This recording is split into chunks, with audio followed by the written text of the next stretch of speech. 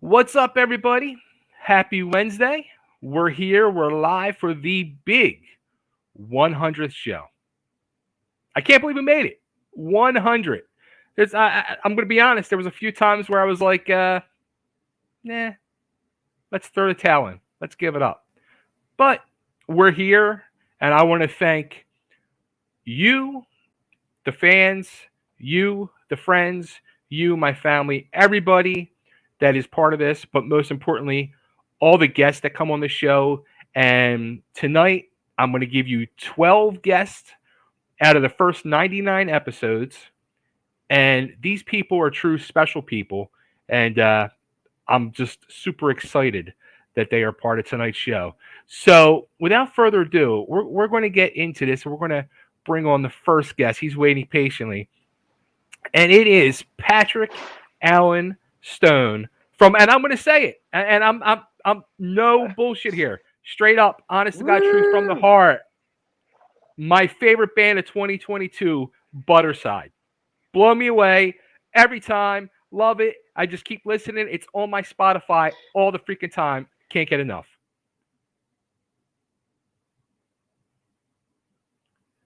Me neither. I'm kind of in love with it myself. I'm really happy that I'm finally in a band that I love more than any other band. And thank you for having me. And congratulations on 100 shows. That's a huge accomplishment. Thank you, man. You know? It's funny because I remember when we did the first interview, and are we there? Yeah, we're here. Hello. Hello. Hopefully, we're not losing you. Did we lose you? You look frozen in time. And we lost. Frozen in time. There for a second. Are you there? I'm here, but there you go. Can you see me? You see me? Can you hear me? Can you see me? You gotta love modern technology. Yes, I see you. Hear me now? I hear you. And now I lost you. Can you hear me now? Yes. There you go. Is this better? There you go. I turned off my Wi-Fi. I'm in a buddy's restaurant, and I don't think their Wi-Fi is very good. So I hope this works better. It's working perfect now. Okay, good. Well, to recap, I was just saying congratulations on 100 shows. It's an amazing accomplishment, and I'm glad that you're digging the new material, man. We worked really hard on it, so we're really excited that it's getting out there and reaching people, and you're falling in love with it. We're falling in love with it. Thanks for having me on the show. Absolutely. The one thing that I really, truly, it stood out from our first interview that I loved about you and the band is, you really made a point to explain how, you guys could put out a lot of music and you can go do this and this and this, but you guys really focus on that one song at a time to make it perfect and get the video with it. And it's a whole complete 100% package. And I love that. Yeah, well, I guess, the scope and the way things are set up now, people get, everybody's OCD. Everybody's being slammed with so much content every single day. So, you don't just put out an album and hope that they listen to 12 songs at a time. You got to make sure every song counts and, make every song like the celebration of an entire album being released, Exactly. Yeah. Now, you guys just actually put out a new single and video a couple weeks ago, The Truth. Yeah. Pretty dark song, pretty bright video, but the song is definitely tackling some issues with mental health and, again, suicide prevention is really big in my book. So it just happens to spill into every single song now. It's just the truth. Pun intended. It's funny. I was thinking about earlier, like when I was getting ready for tonight, I was wondering if like Patrick, when he's like writing the lyrics for it, like if you had like this, like, epiphany or something as you're writing it, like, I think I found the truth. Yeah. This one was really cool. We were, we went out to record again with Matt Good, who's the most phenomenal producer. And the pressure's on. We go out there for like a week, we have about a week. And we like to have a few bits and pieces that we know are strong before we go into the studio. But the less we have, the better, really, because we really like to put ourselves to the test and come up with something organically as one instead of like, each member coming up with a piece of this and a piece of that and then bringing it to the table and then have this kind of a Frankenstein thing. We do really more of like an organic kind of a songwriting process.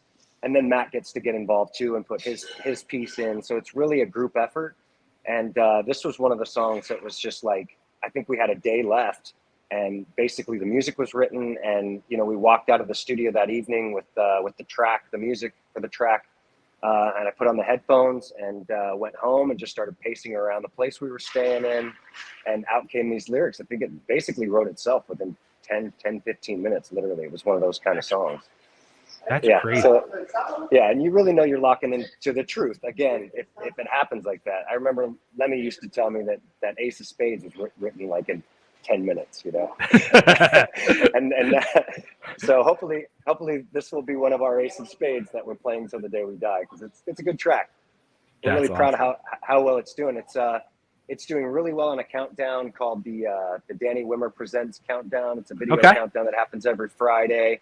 It streams on Twitch, and we're doing really well. We're a real contender on this one. So that's exciting to see. And, a lot of people that we've been trying to get the attention from for a long time are starting to pay attention, and it's all due to this track. So we're really excited about this one. That's awesome. Now, you brought up Lemmy, and I was thinking, do you ever go through a moment in your life, whether it's in your personal life or the Budderside life, and like you're like thinking, I don't know. And then you just stop and say, what would Lemmy do? Yeah, every day. Yeah, because usually I'm getting frustrated, and I don't really ever remember him being frustrated. So that's a good question to ask yourself at any given time, in any given circumstance, whether it's relationships or anything like that. It's just like, you ask yourself that, all of a sudden you take a deep breath and you play it cool, and then you actually probably approach whatever it is a lot more calmly and cool. So I constantly do that, yes.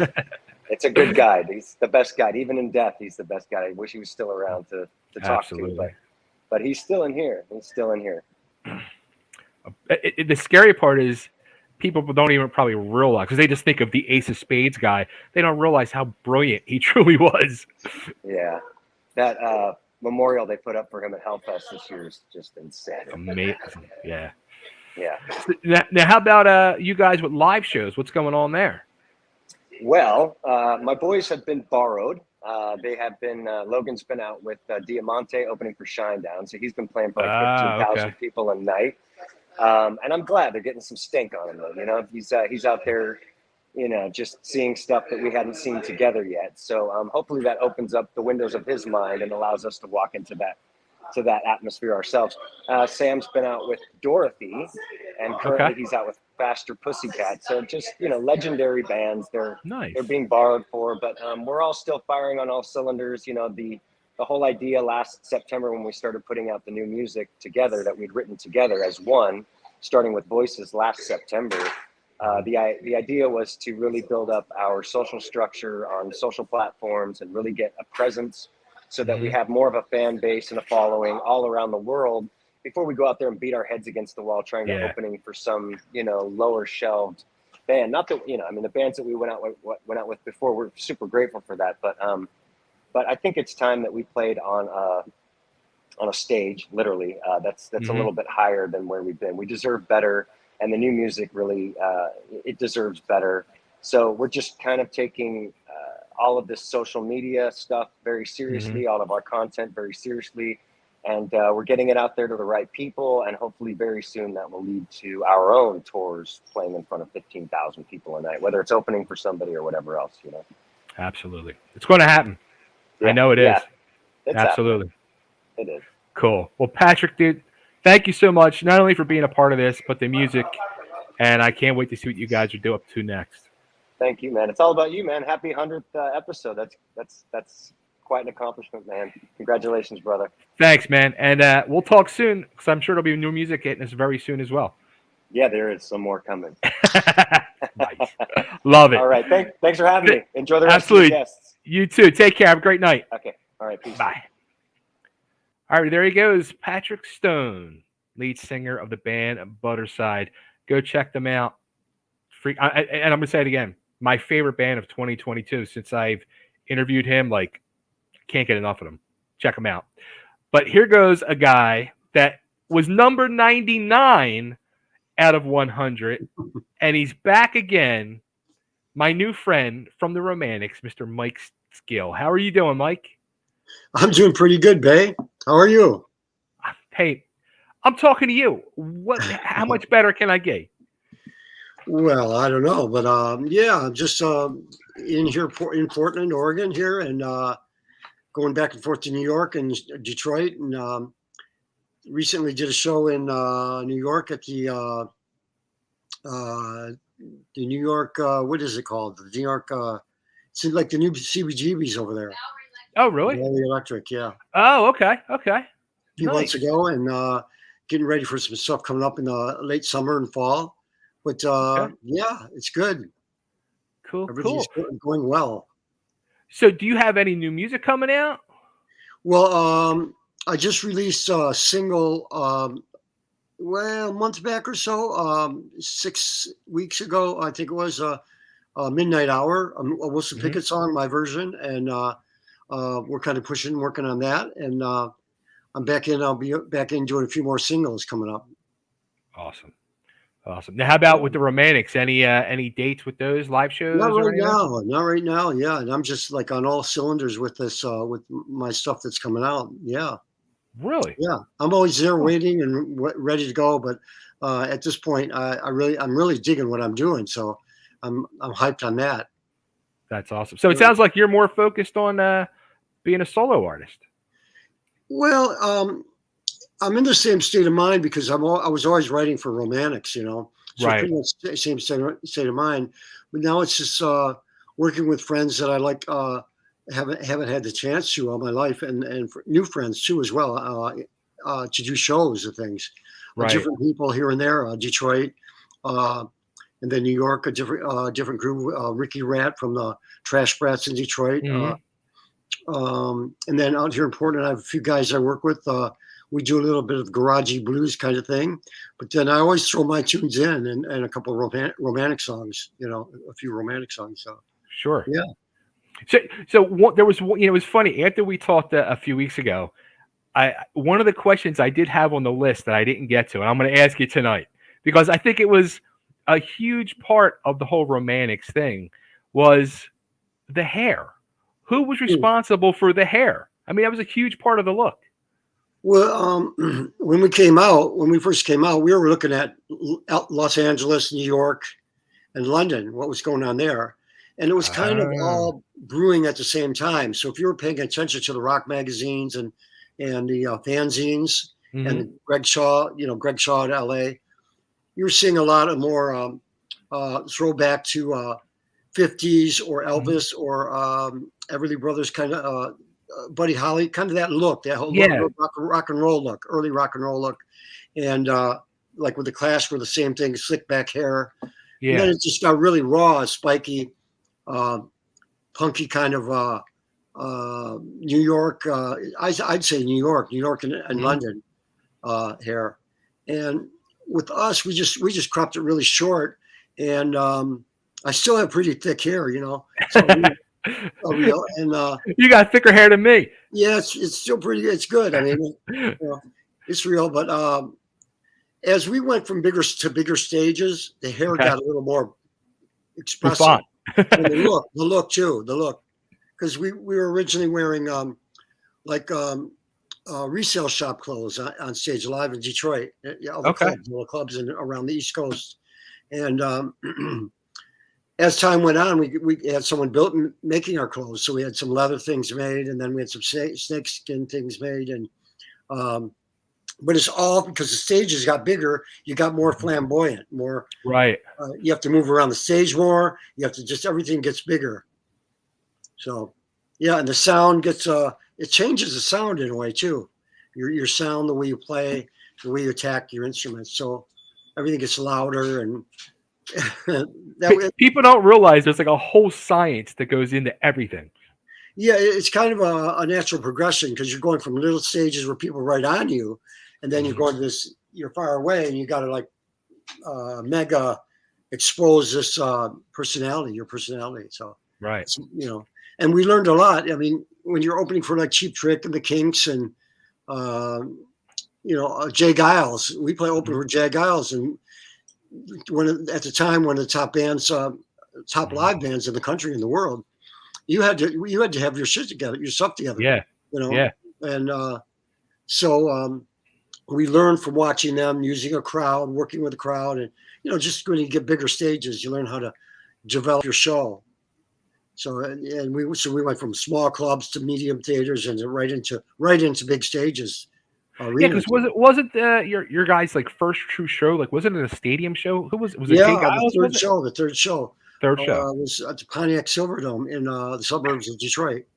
87,000 people, but we were on at like 7:00 in the evening, and people were still coming in.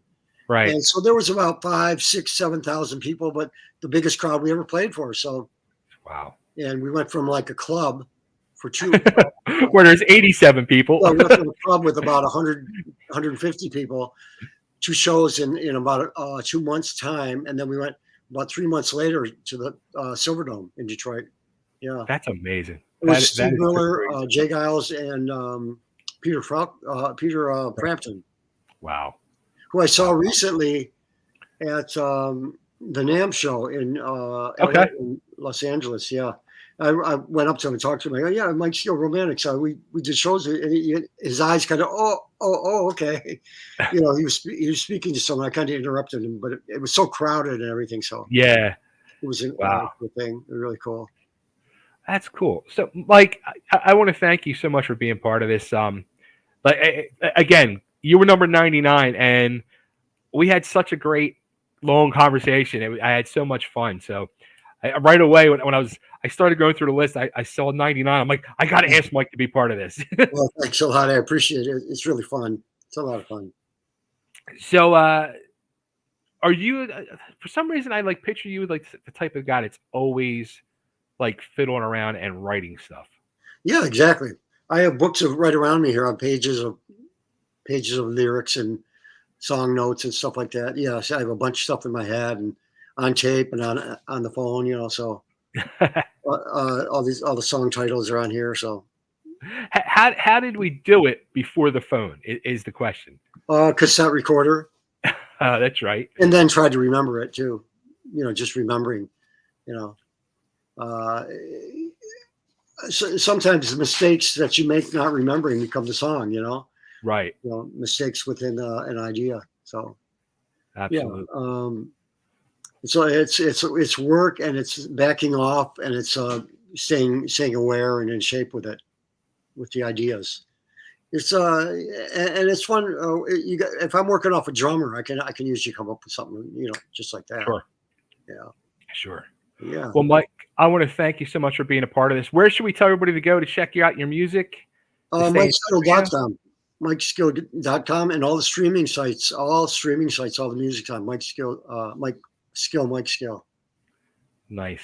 Skill, Mike Skill, like Bond, yeah. James Bond. Yeah. Well, everybody called me when I was a kid, called me Skill or Skill Bones or Skilly or Skilly Bop or something like that. And so I got Skill, Mike Skill, to really grab attention to my name other than Romantics, always that guy in the Romantics. So yeah, it was an easy thing to just go, hey, call me Skill or Mike Skill.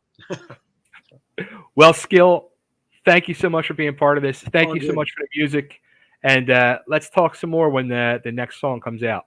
Yeah, and call me anytime. I'm in the studio all the time, and we might start. I might start working on a new release in a few months. But okay, I'm going to work this thing. This thing to the fullest. Work it. This record sounds so good. That's awesome. Love it. All right, Mike. Well, thanks so much, and have a great night, my friend. Thanks, man. Have a good one. Take care. Man. You too. Thanks for having me. Absolutely. Thank you. Cheers. All right, there he goes, Mike Skill of the Romantics. I guess that guy co-wrote one of my all-time favorite songs, "Talking in Your Sleep." Now, the next guest, I might have to get ready here for this. I don't know. I knew you'd like that one. Let me introduce this person because some people she has a lot of people in her life, and I know some people call her Mel, some people call her Melissa, some people might even call her a handful. I'm going to call her an amazing friend and a much more amazing talent and the best actress out there today. Everybody needs to know her name and see her. Please do it. What's up, Mel? Happy 100th. Thank you. Thank you. Thank you. How are you?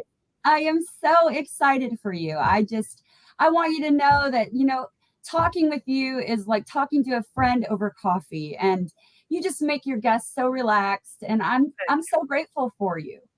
Thank you. You are just an amazing, inspirational person, and people, they need to know your name and your skills, the talent you possess. There's not many people that I can watch a movie and I'm watching them and then I start crying. I mean, there's times, but usually it's people, it's the Meryl Streeps or somebody When it's an unknown person at that time, a year ago, when you came into my world, I was like, this person is blowing me away.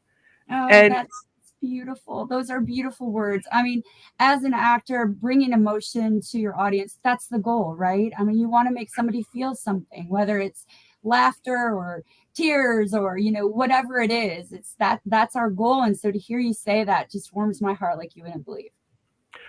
But I'm going to say, and I've told you this in our conversations, I'm so scared to watch Bestseller. I'm not like a person that likes them type of movies. I don't like the horror stuff or the over. I don't know what you want to call that, but it's a major drama.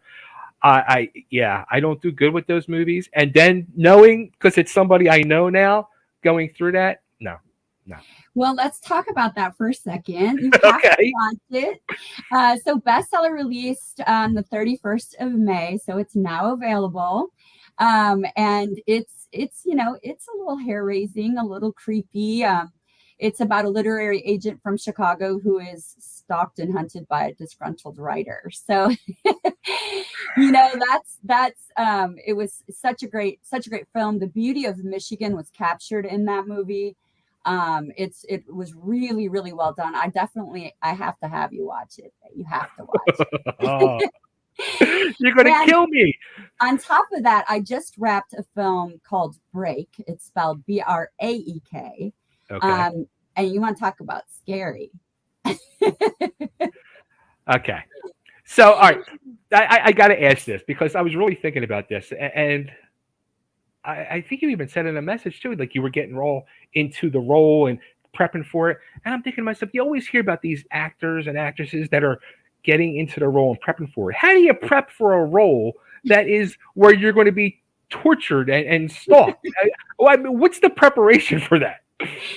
Honestly, the cool thing about Break is it's very twisty, right? There's all kinds of twists and turns, and it keeps you on the edge of your seat the entire time, or hopefully will when it comes out for the audiences. I really draw from, this is my method, and every actor has their own method. I draw from my own personal events, whether that be painful or happy, and that kind of puts me in the right mindset. And then I just jump inside the person that I'm becoming. And usually whoever you're becoming, has a big problem that they have going on. And so once you're there, it's pretty easy to stay there, especially when you're on set. Everyone is so respectful of what you're trying to do and what you're trying to accomplish. I wouldn't say that I go method to the point where if I'm going to play someone, who is a drug addict or is, battling that, or, that I would actually do those things, or live on the street, or, and I know that there are actors who do that. And I just think that's amazing. But I have a real life to maintain too. So, I have that balance of things. But on a lighter note, is a film that's just getting ready to release called Best Years Gone. It's coming out July 5th. And that's where I played a girl from Jersey, and she's a ton of fun. So I'm going to test you about all of these, though. You have to watch them all. Okay. I'm always up for a good test. Yes. How about so Best Years Gone, which that's the one that there's like cars involved in that. So that's like more my world. Yeah. Oh, you're going to love that film then. It has tons of, just really wild characters in it. It's actually kind of a it's a love story in the oddest sense of the word. And there's some drama to it, but there's a lot of humor, which is, like I said before, they're calling it a dark comedy, which makes perfect sense. But I think you really like that one. It's about a race car driver. Awesome. Yeah. Which it's funny because I was even going to say to you, I'm like, you're doing all these like suspenseful dramas. How about a comedy? Don't you want to laugh? Make people laugh, please. Yes. No, we're tortured in the woods. Yeah, well, I play a character named Mandy in that film, and honestly, it was probably the most fun I've had with the character. Just the accent and the whole 9 yards of preparing for her. She was just right in your face with whatever she had to say, and no filter kind of gal, and super fun. I really like, because that's my neck of the woods, Yeah. Then you'll like that one, but you have to watch the other ones because they're really good. They're really good stories. Yeah, I think last time I was on, we talked about Lost Heart, right? Yes. So just so that your audience knows, and I don't know if they all know this, but you can actually watch Lost Heart now if you subscribe to a channel called ETV, Encourage TV. There's no catches to it. It's literally free subscription. You just click the subscribe button and you can watch that film while a ton of our films or my films are on that channel now. So once they kind of go through a transactional video on demand, that kind of stuff, then eventually as the years go on, they'll hopefully hit this channel. So they can watch them all there and see what brought us together in this wonderful friendship. What a movie that is. And now, did you guys like re-release it under another name too? Yeah. So which is perfect. It's the perfect name. Bigfoot, UFOs, and Jesus was the other name. And we did that because we felt like, maybe not a lot of the male audience would be interested in, something called Lost Heart. And it might, bring that audience to the table, which it did do. They're, more likely to, to maybe watch something that's a little bit more lighthearted, or if you're in that mood, maybe you're gonna watch something a little more lighthearted. And as you know, there's a ton of funny, quirky parts to Lost Heart. Really, the only drama that's going on is for my character, Hannah. But everyone else. A handful of drama. Yes. Yes, because I have definitely been known to be a bit of a handful before. Mandy, my character in Best Year's Gone, she's a handful. Oh, I can imagine. She's a Jersey girl. She's bound to be a handful. That means I nailed it. That is too funny. So all right. So what? So bestseller. It's on demand though, right? Yeah, you can get that on Amazon. Best Year's Gone will release on Vudu, Google, iTunes, all those great places. Of course, Amazon will have that too.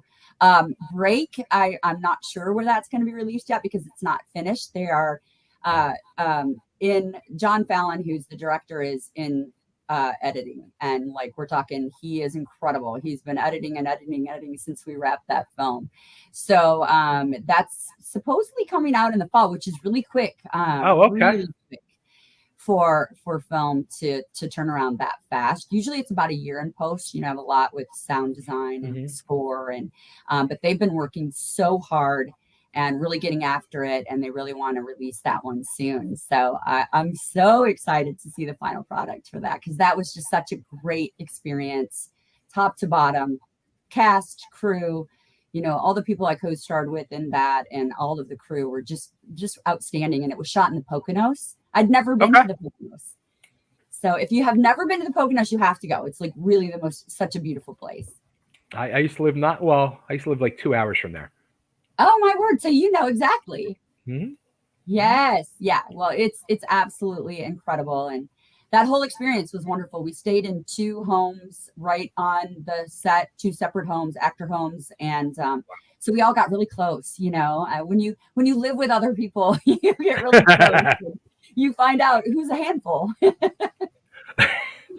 that was, that's one thing that like kind of surprises me though. Like when you look at your IMDb, you see that some of these movies were filmed a few years ago. It's like, and now they're coming out. It's like, oh my, like that would drive me crazy. All that waiting for them to come out. Yeah, it's hard because, and sometimes you kind of laugh because you're like, wow, my hair was so short then, or, there's whatever changes, you've gone through in that time frame that it's come out. Now, as a producer for CDI, I get to see the progression of things, which is really nice. I'll see the first rough edit, and then, we'll make notes, and then we'll see the next cut. And so I kind of get to see all the stages. When I'm just an actor on it, like with Break, I don't get to see anything. So, it's nerve wracking and it's exciting, and, it's a little bit different, right? I don't get to know, which Right. when you're actually filming it is kind of nice to just be able to be the actor and only have that responsibility, Right. and acting at the same time. Although I love producing, of course I do. Yeah, so it was a really fun experience just to really dive into my character Lauren and just become her, and everyone around me just respected everything that I was trying to accomplish. One of my little tricks of the trade is this is such a weird trick, but I'm going to share it with you because you are just such a sweetheart. So if I've got a really emotional scene coming, I really want to feel it, right? It's not just about tears or fabricating tears. It's about feeling those tears. Even if they don't come, if you're feeling it, your audience is going to feel it with you. And so I have to make myself feel really empty. And so quite often I won't have anything to eat until that scene is done, right? Because when you're hungry, you feel shaky and you feel vulnerable. And it just puts me in that good place where I can just feel those emotions that I need to feel. And it's an oddly freeing experience, when you've wrapped, to have accomplished that, to have gone through all those emotions, to be sobbing, to be screaming, to be whatever you're supposed to be doing, you're doing. And that's just kind of one of my little tricks. And so I did get teased a lot that as soon as we wrapped, I was going to have to go after the Oreos. Right. I was just going to ask you. So, what are you hollering for after you're done the scene? Is it pizza? Is it Oreos? What do you want? Yeah, it's like, that's a wrap. Give me an Oreo. That's too funny. But again, going back to Lost Heart, I felt it. That there was so much emotions in that, and yes, there's some laughs and some giggles and some UFOs and Bigfoot talk and fun stuff like that. But again, it was just an emotional roller coaster of a ride of a movie. But you feel it. And that's whether it's acting or music or I want to feel it. I want the emotion. And that's so important to me because then I feel it and then I start crying. And whether it's, again, TV, movies, or music, I want to cry at times. I cry a lot. Everybody makes fun of me because I'm always crying. No, I love that. I think that's powerful. I mean, that shows strength to me. When you're, I will tell you, one of my, I feel like to date, one of my best scenes is actually from a film called Ashes of Eden. And the reason is that the director Shane Hagedorn and I had a conversation prior to shooting that scene, and my character was very distraught, and she's getting ready to pray in this scene, and she doesn't even know how to pray. It's kind of like that kind of moment. But she needs to, but she feels like she needs to lean into her faith or something to help her family because they're a wreck. And we had a really quiet conversation. He just quietly walked away and he said, Melissa, whenever you're ready. So what ended up happening was organic, and it was, saying what she had to say, but I was actually trying to not cry in that scene. And when you try not to cry and you're crying. Yeah. So, for me as an actress, it really is it's a wonderful scene for me to watch because I feel so removed from it because I feel like I wasn't even in it, but it's very dramatic, right?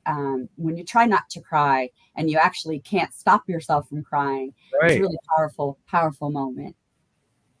That's something so interesting that you never hear anybody talk about in the the world of acting is just that, fighting back the emotion because it's not really called for. Right.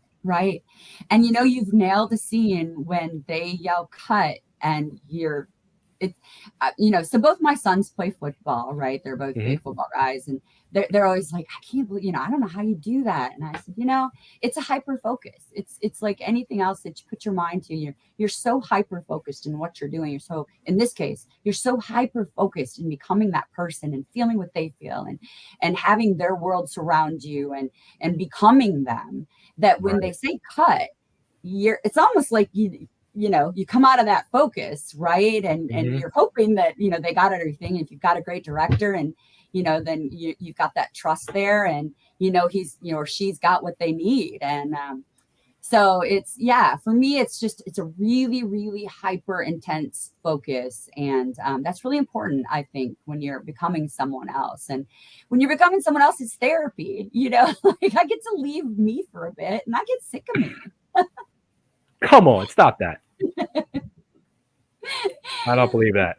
I don't believe that. You are so kind. I just adore you and your show. All right, so you now. Last question. You've played multiple different roles. You've played, a star. You've played a homeless person. You've played this writer who's being stalked. You're playing the Jersey girl. I've seen you play the waitress.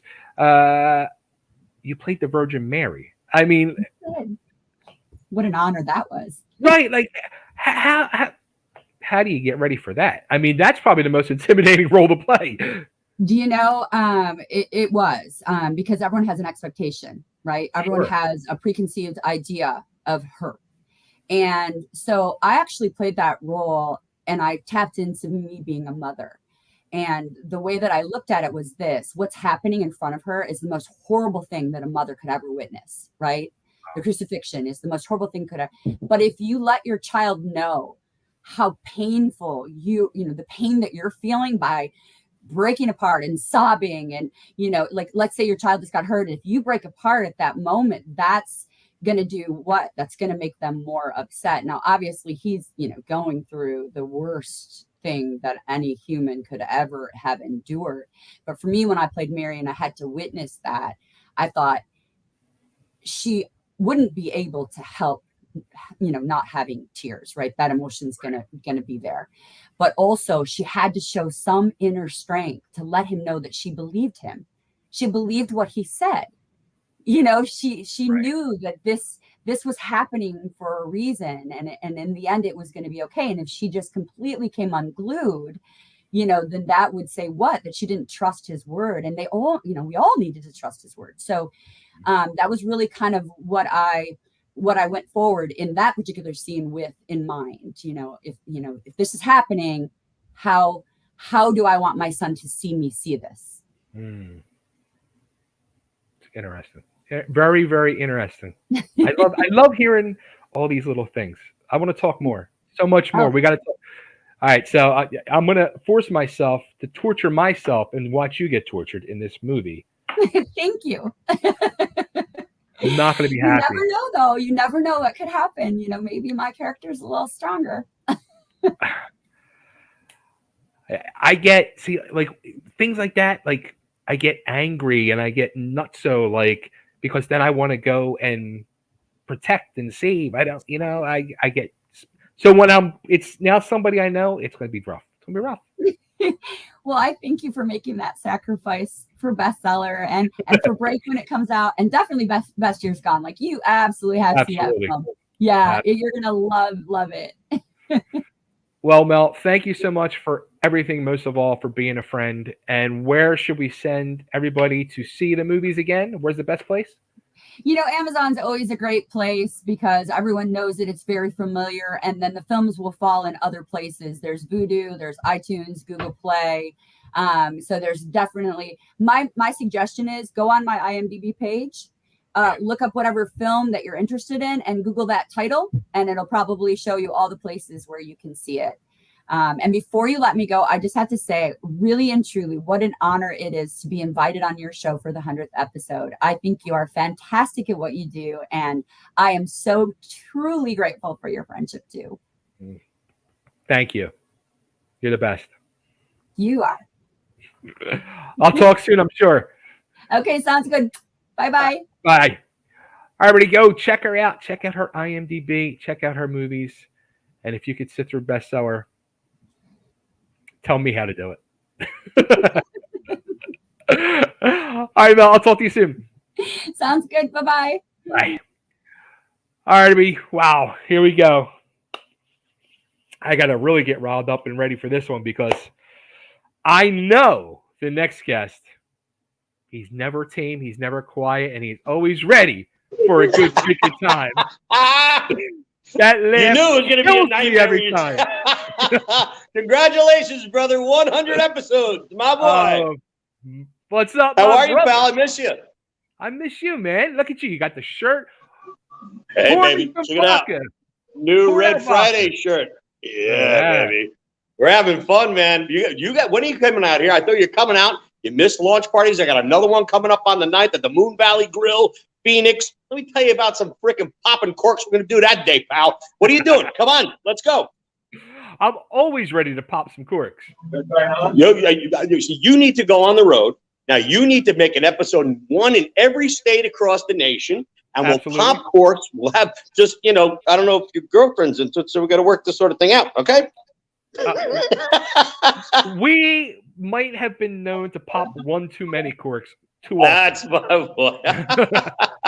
Well, congratulations, 100 episodes. That is an amazing achievement. And I tell you, I'm right here now at the American Legion, Pat Tillman Post 117 in Phoenix. We salute you, babe. God bless you. Congratulations. All the very best to you.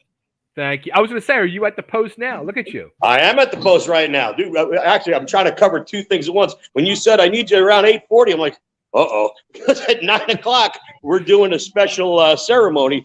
I was actually, I was inaugurated to be a member of the executive committee at the 117. I'm very, very honored. And we're doing a special installation tonight. And I'm here with some very, very special people. I've got the president of the American Legion Riders, Mr. Scott Sobieski. Hey, who just happens He most certainly did. He just happens to be wearing a fine American Premium Vodka T-shirt today. And that was without prompting, actually. I think he's going to ask me for a loan or something. And our former president, Mr. Don Long of the of the American Legion. This will always be my president, the man who recruited me into this establishment. One of the greatest augments of my life. I thank you, sir. All right. Yeah. How about that? So yeah, we got a whole bunch of stuff going on. It's going to be a little crazy, and we're going to have some fun. And I wanted to make sure I wished you a happy 100th, and certainly not miss the inauguration ceremonies tonight as well. So I got to ask real quick. Last time we talked, the plan was you doing a tour of VFWs around the country. Is that That's right. So far, I did about 4 or 5 in and around the Phoenix area. And as soon as I'm taking it a little slow. And here's my problem. Do you know how many bottles it takes to satisfy 10 posts that are doing well? And then we got the deal with Total Wine. I'm in 12 Total Wine stores in around the Phoenix metro area, actually everywhere from Prescott down to Tucson. So it's going well, and that's the problem. So I have to put more time and attention to those places, which is great. And I'm not complaining, but I really have to go a little slower than I wanted. But yeah, I'm going to go around the country, and within 1 year, my target is to, and you can mark my words on this, inside 1 year, my target is to be in Texas, California, Nevada, and Arizona. So for the first year, I think that'll be pretty nice. And I will be touring the Post, VFW and American Legion Post in those states as well. But it's going to take a little time, but not too much time. We're going to have a good time. I picture you like in this giant tour bus with you on the side of it with a bottle of vodka. Make America drink vodka again. It's funny. I actually thought of the phrase, making vodka great again. But the main thing with the brand, regardless what you may think my personal affiliation with any party might be, the idea of the vodka is to create togetherness. We're not trying to emphasize one party over another. I think that's one of the biggest problems we have in this country. We need to close that divide. This is not about a party stance. This is not about a certain. It's not about politics at all. It's about bringing America closer together. Because quite frankly, I think some people are purposely trying to make it otherwise. And that's part of the reason why we have so many problems today. But there's too big of a gap. There's never been a bigger gap in America aside from slavery. So I'm telling you what, pal, we have to do something about it. We're all responsible for doing something about it, not just me. And we can't just point our fingers and say, our people in Washington have to make a difference. No, we have to make a difference. And once people wake up to that fact, and I'm just doing my little part here. I'm making American premium vodka. I need someone else to go out there and do something for America that incorporates what they can do. You know, I've got a buddy, Roland, who's in a band, American Head Trip, and they're putting out American rock and roll and how beautiful that is. Not everybody has the whole solution, but we've got 330 million people in this country. If everybody just does a little bit, that's going to make a big change in this country. We have to start waking up and understanding. Absolutely. Hey, real quick, I got a quick video to play. I have friends sent me in this video, and I think they would be great for American Premium Vodka, because watch this. Hi there, it's Dawn and Mindy, and we are two girls and their alcohol. We want to congratulate Bay Ragni on his 100th episode of his podcast, The Bay Ragni Show. Cheers! They're hired. They should be drinking American Premium Vodka. That's a couple. I'm gonna have to send them a couple of shirts. There you go. There you go. Very cool. So what now? Tell me, what are you gonna do to top the 100 episode? What do you got planned for the next 100? Oh, that's a good Come question. on, baby. That's a good question. All right, right, have to talk off camera about this sort of thing. I'll throw a little teaser out there. I have a guest next week booked. I'm not going to mention his names or nothing, but it's somebody from Stranger Things. What? It's one of the actors, one of the child actors from Stranger Things. Oh, very cool, brother. I'll be watching. You know that. You know that. But listen, I give you a lot of love. I love everything you've done. I wish you nothing but greater success in the future. Back at you, my brother. Back at you. Mm-hmm. All right. Go do your business. Go make America great again. Because I know you have the power to do it. I'm going to start by making it marginal. Well, I know you have the power to do it because you got the heart for it. I love you, brother. Bay Ragni, bro. Total Driven Entertainment, all the very best. 100 episodes. Congratulations, brother. Thank you, my brother. All right, I'll talk to you soon. Later on. Later. All right, there he goes, the one and only Mr. Mark Scott. Many of you might know him from the world of Trixter. And now he's a vodka company owner. Crazy world we live in, isn't it? Yes, it is. Speaking of crazy, let's get our next guest on here. Crazy, you say? I say crazy. And he's actually not. He's amazing. He's good. He's funny. And talking about heart of gold, this guy right here. Are you talking about someone behind me? Who are you talking about, bro? I'm talking about Bama, Pickin, and Grinnin. What's up? What's up? Yeah, let me, a lot of people might not know this guy, but I'm going to tell you. I have, a reselling business, and there's a whole giant world out there of YouTubers who are doing reselling. And Bama, Pickin, and Grinnin, a.k.a. John, came into my radar, and he came in one here, was a guest on the show a few months back. And, sometimes when you do this show, you make a bond with people and a friendship is formed. And this guy and his family as well, nothing but love. Yeah, amazing family, amazing people. And again, no BS.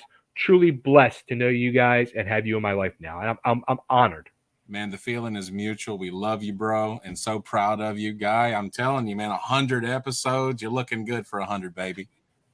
Maybe a few more gray hairs popped out in the last week. Don't be talking about no gray hairs, cuz. You'll catch up one day. Yeah. I asked my wife, it's like, do you want me to kind of, get that, gray hair, that cover up? She's like, no, I think it's sexy. I said, well, there you go, baby. There you go. Ready for you. But anyway. Have you, wait, now that you brought that, I'm going to ask you, have you ever done that? I have not. I used to do it. Really? Like, if you look at pictures of me in my early 40s, yo, John, for real. It was hysterical. You buy just for men, right? And it comes in a little kit.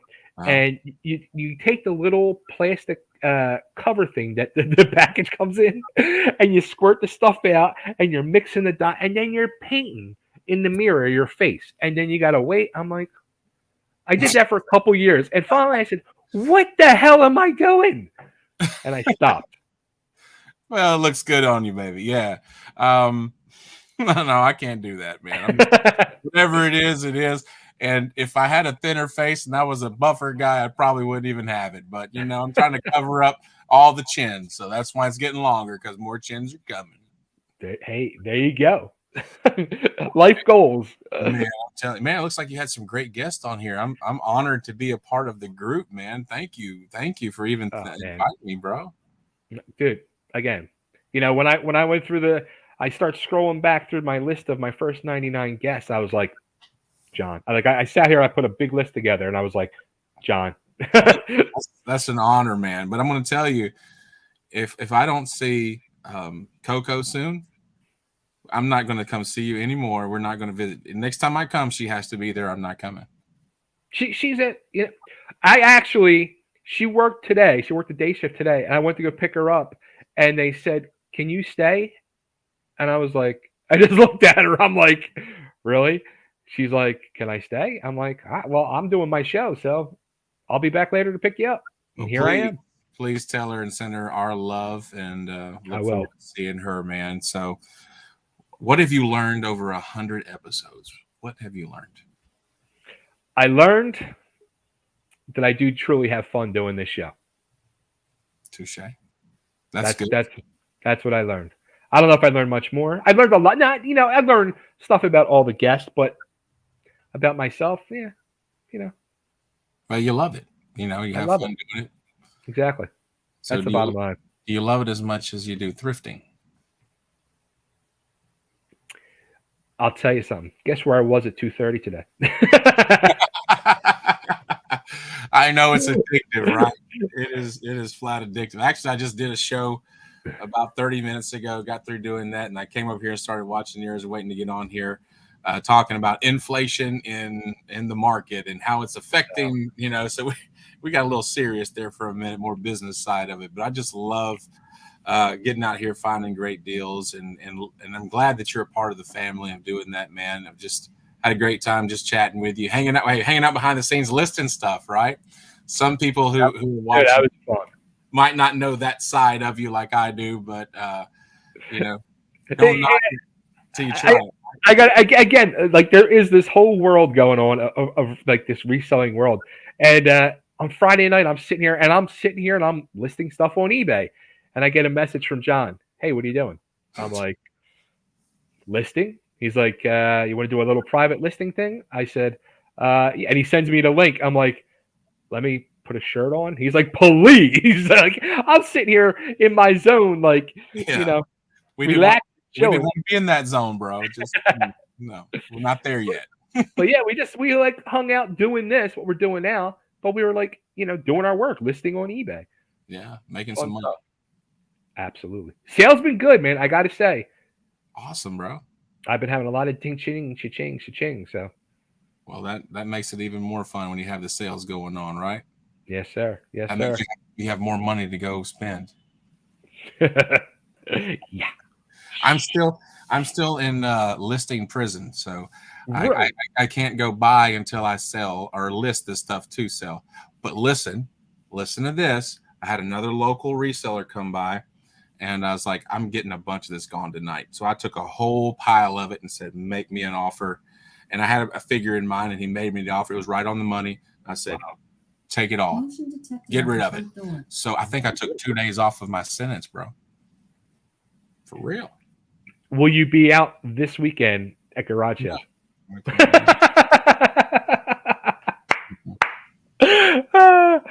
Now the warden, my wife won't let me, so I'm here.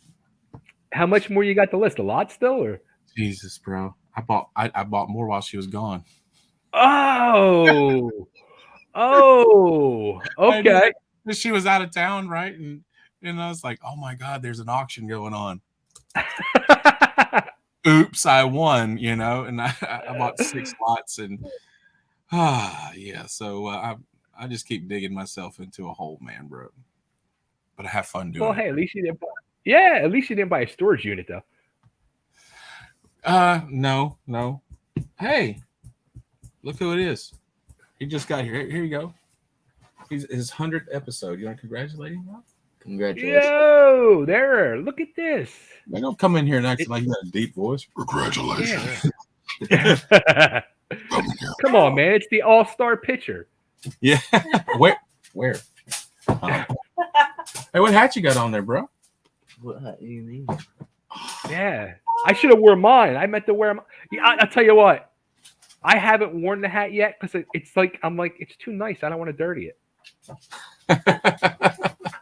We can always get you another one, bro. You know, I go to the bins. I don't want to, wear that in the bins. Yeah, I don't go to the bins.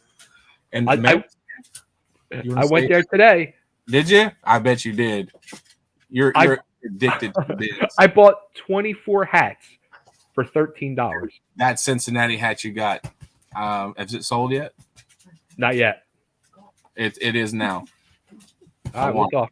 All right, I'll buy it. Give me your address. I'll send it for it to you. No, we'll buy it from you. But stop it. There's Boo Bear. She wanted to say hello. There she is. Hi, happy 100. Thank you. Come on, I'm telling you, we're going to go on a double date night. It's Jay and Silent Bob and hot chicken. Well, okay. I'm just telling you, we're not coming back until that happens. So I'm not coming just to see you anymore. I've done that. Been there, done that. We need the cocoa to the bay. There you go. Absolutely. I told every time I tell her, she gets all upset. She's like, I want to come. I want to hang out. Aw. Oh. Well, you guys gonna have to make a trip down south too and come hang out down here. Absolutely. In the Bama. We're gonna work on that for sure. Yeah. You always got a place here, bro. Awesome. Well, guys, thank you so much for being part of this and being part of my life. So for real. Well, bro, we love you, proud of you, and excited to see what the next 100 brings, my man. So keep chugging along. And absolutely. We'll holler at you later, okay? Let me know when you're listening again. I will be. Got it, bro. We'll see you. All right, bro. I'll talk to you. All right. Bye. Hey. Plugs. Everybody, go check him out. Follow him on YouTube, Bama, Pickin, and Grinnin, and on Instagram. And he's got a Facebook page, too. Check out his videos of him and his family. They go out thrifting and reselling, and they show off all the stuff they end up buying with their found fortune from flipping stuff. Yeah. He gets some goodies. Yeah. We have a good time. We're not just going, we bought this and sold it for this. No, it's just hanging out with the family, having a good time, man. Mm-hmm. We try to make you feel like you're a part of us. So check us out. We would appreciate that. If not, we still love you anyway. Have a good night. There you go. All right, man. I'll talk to you soon. Bye, bro. All right, later. Great. I can't stress enough the amazing person he is and his family. Great people. Check them out. Bama, Pickin, and Grinnin on YouTube, and see what they're buying. All right, now things are going to get real crazy because it's not a one-on-one thing. We're going to go boom, boom, boom. There we go. We got a party going. Oh, look, I added the wrong person to the party. Hey, Norman, you're now part of the band MonteCarlo. I'm excited. Let me wait. I mixed the schedule. Let me kick these two guys off. Bert and Mike, you can be angry at me later. Check them out, MonteCarlo. I will. Cool. Check them out, dude. I've heard about them. I'm all about them. So, dudes, yes, what's up? What is up? This guy. This was the guest number 1 on the Bay Ragni Show.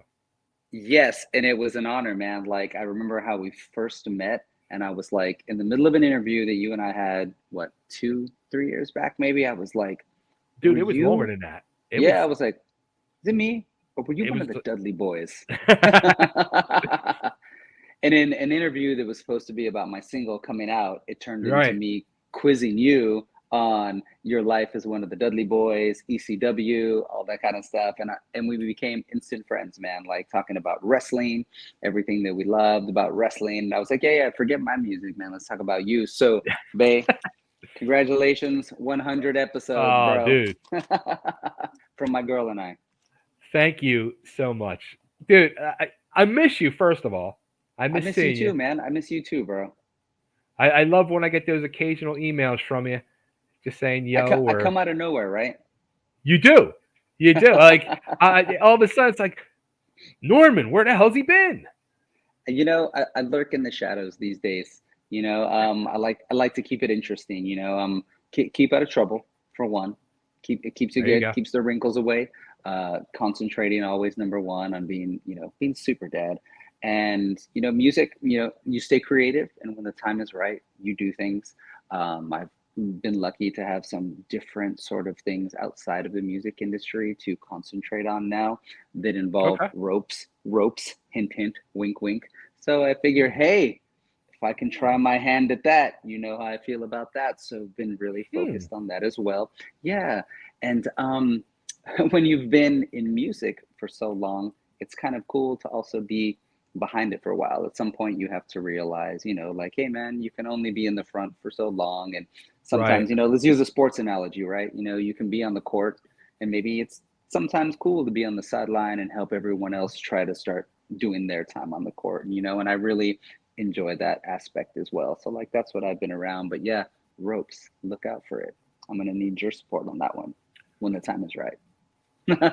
we need to talk off air. We need to have we need to have a real talk. Just for the record, not ones that go this way, but ones that go this way. Yeah, that's what I'm figuring. I'm going to say this though, like what you were just saying. I realized when I was doing wrestling, because I had started my own promotion, was promoting shows, and I was booking the shows, and I learned at that point, I ended up like truly falling in love with that aspect more than being in the ring. Right. Yeah.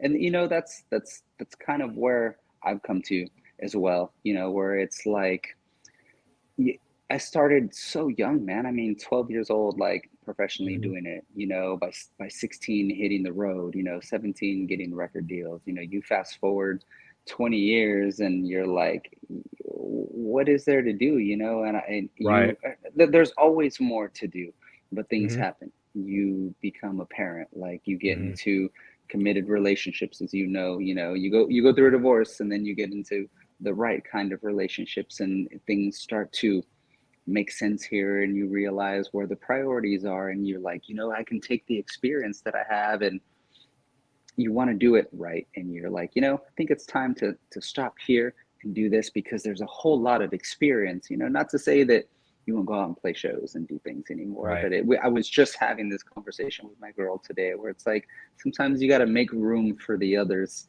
that need to be doing their thing now, right? Like wrestling, right? You step back and let those start coming through and start putting in on that and start helping them do that. And that's what I'm like really interested in doing, and so, trying my hand at other things that are exciting again, that I've always wanted to do through connections, through, meeting people like you. I just, worked on a theme song for a WWE Hall of Famer that his podcast, I'm super excited about, that one road led to another, that I was like, man, this is super cool. So yes, I will be telling you about that. Yeah, we definitely got to talk.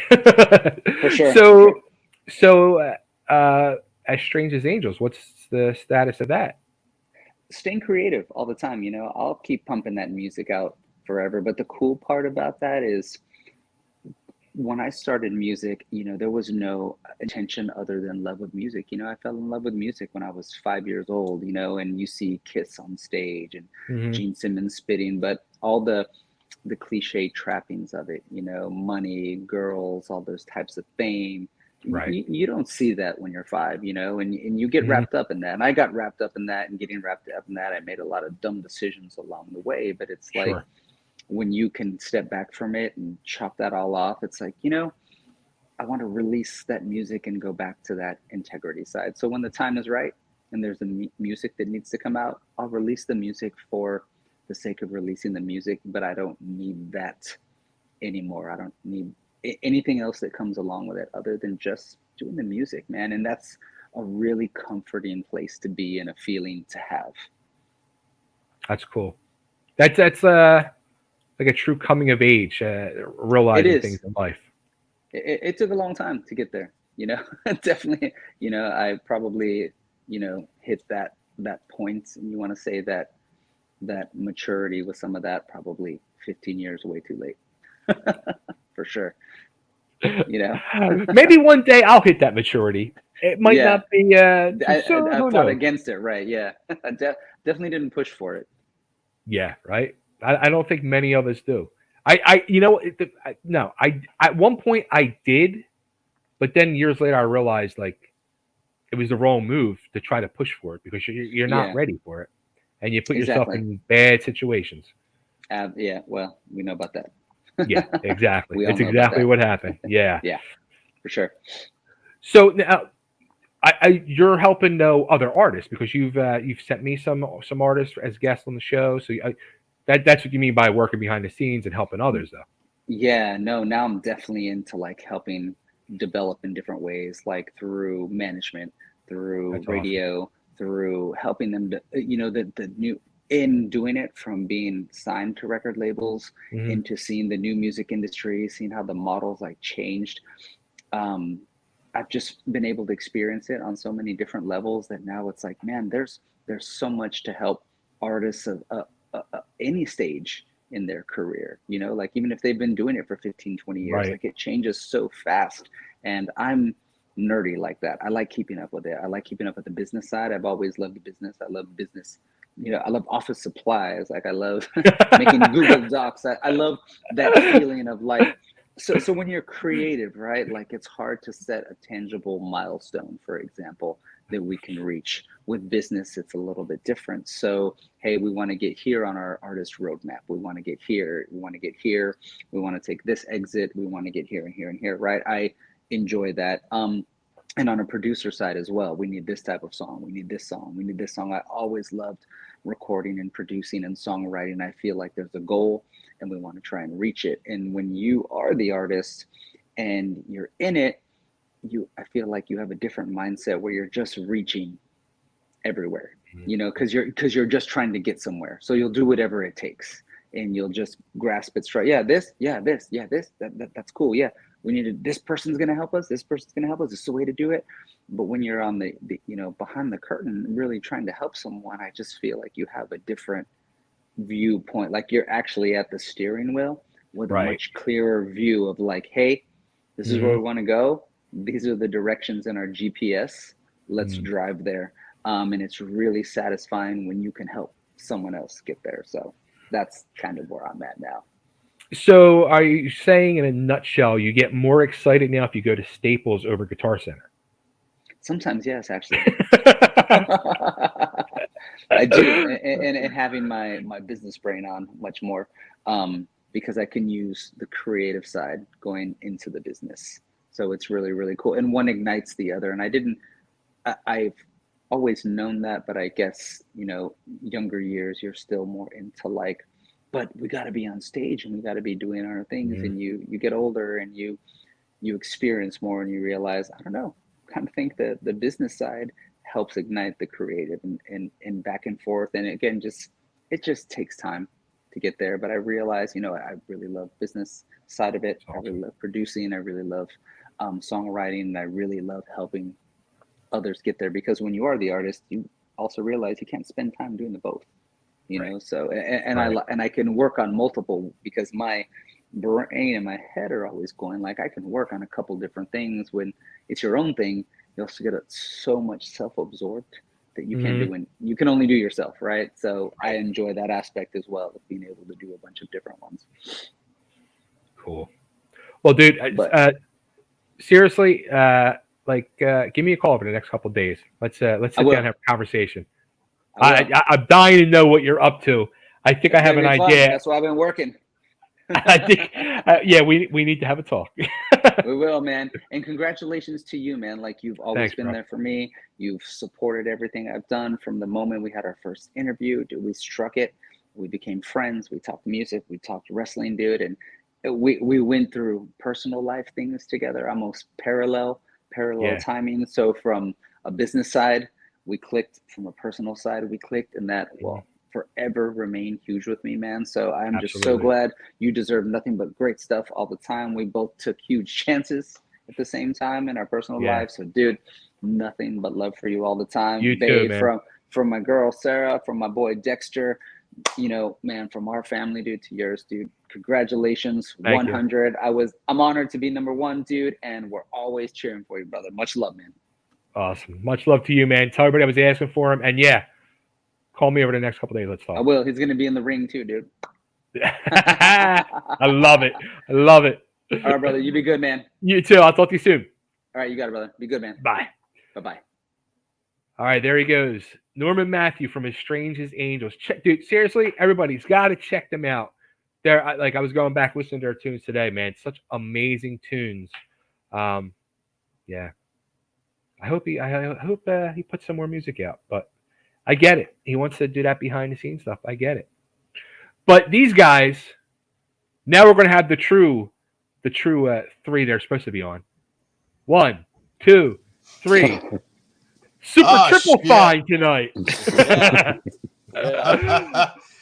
What's going on, guys? We got Damian, we got Bert, we got Angry Mike. The guys from Mixtapes and Tasty Cakes have invaded the Bay Ragni Show.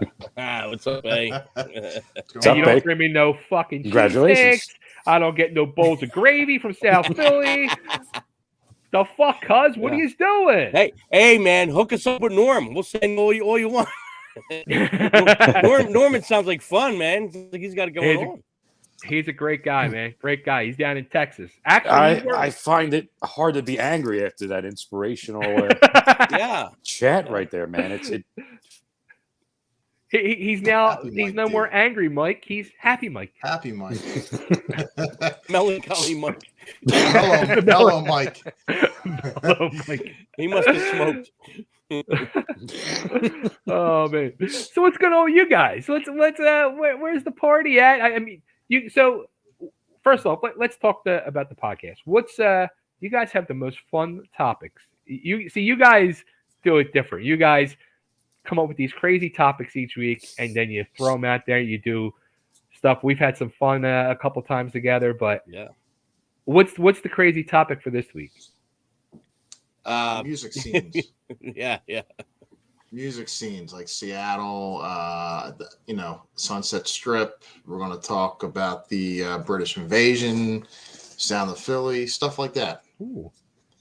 Notable bands, how it started. Cool. Seems like it'll be a fun topic. Yeah. See, you guys throw these topics out there, and then it becomes like, because you guys really try to stick to a time crunch too. Sort of. So, sort of.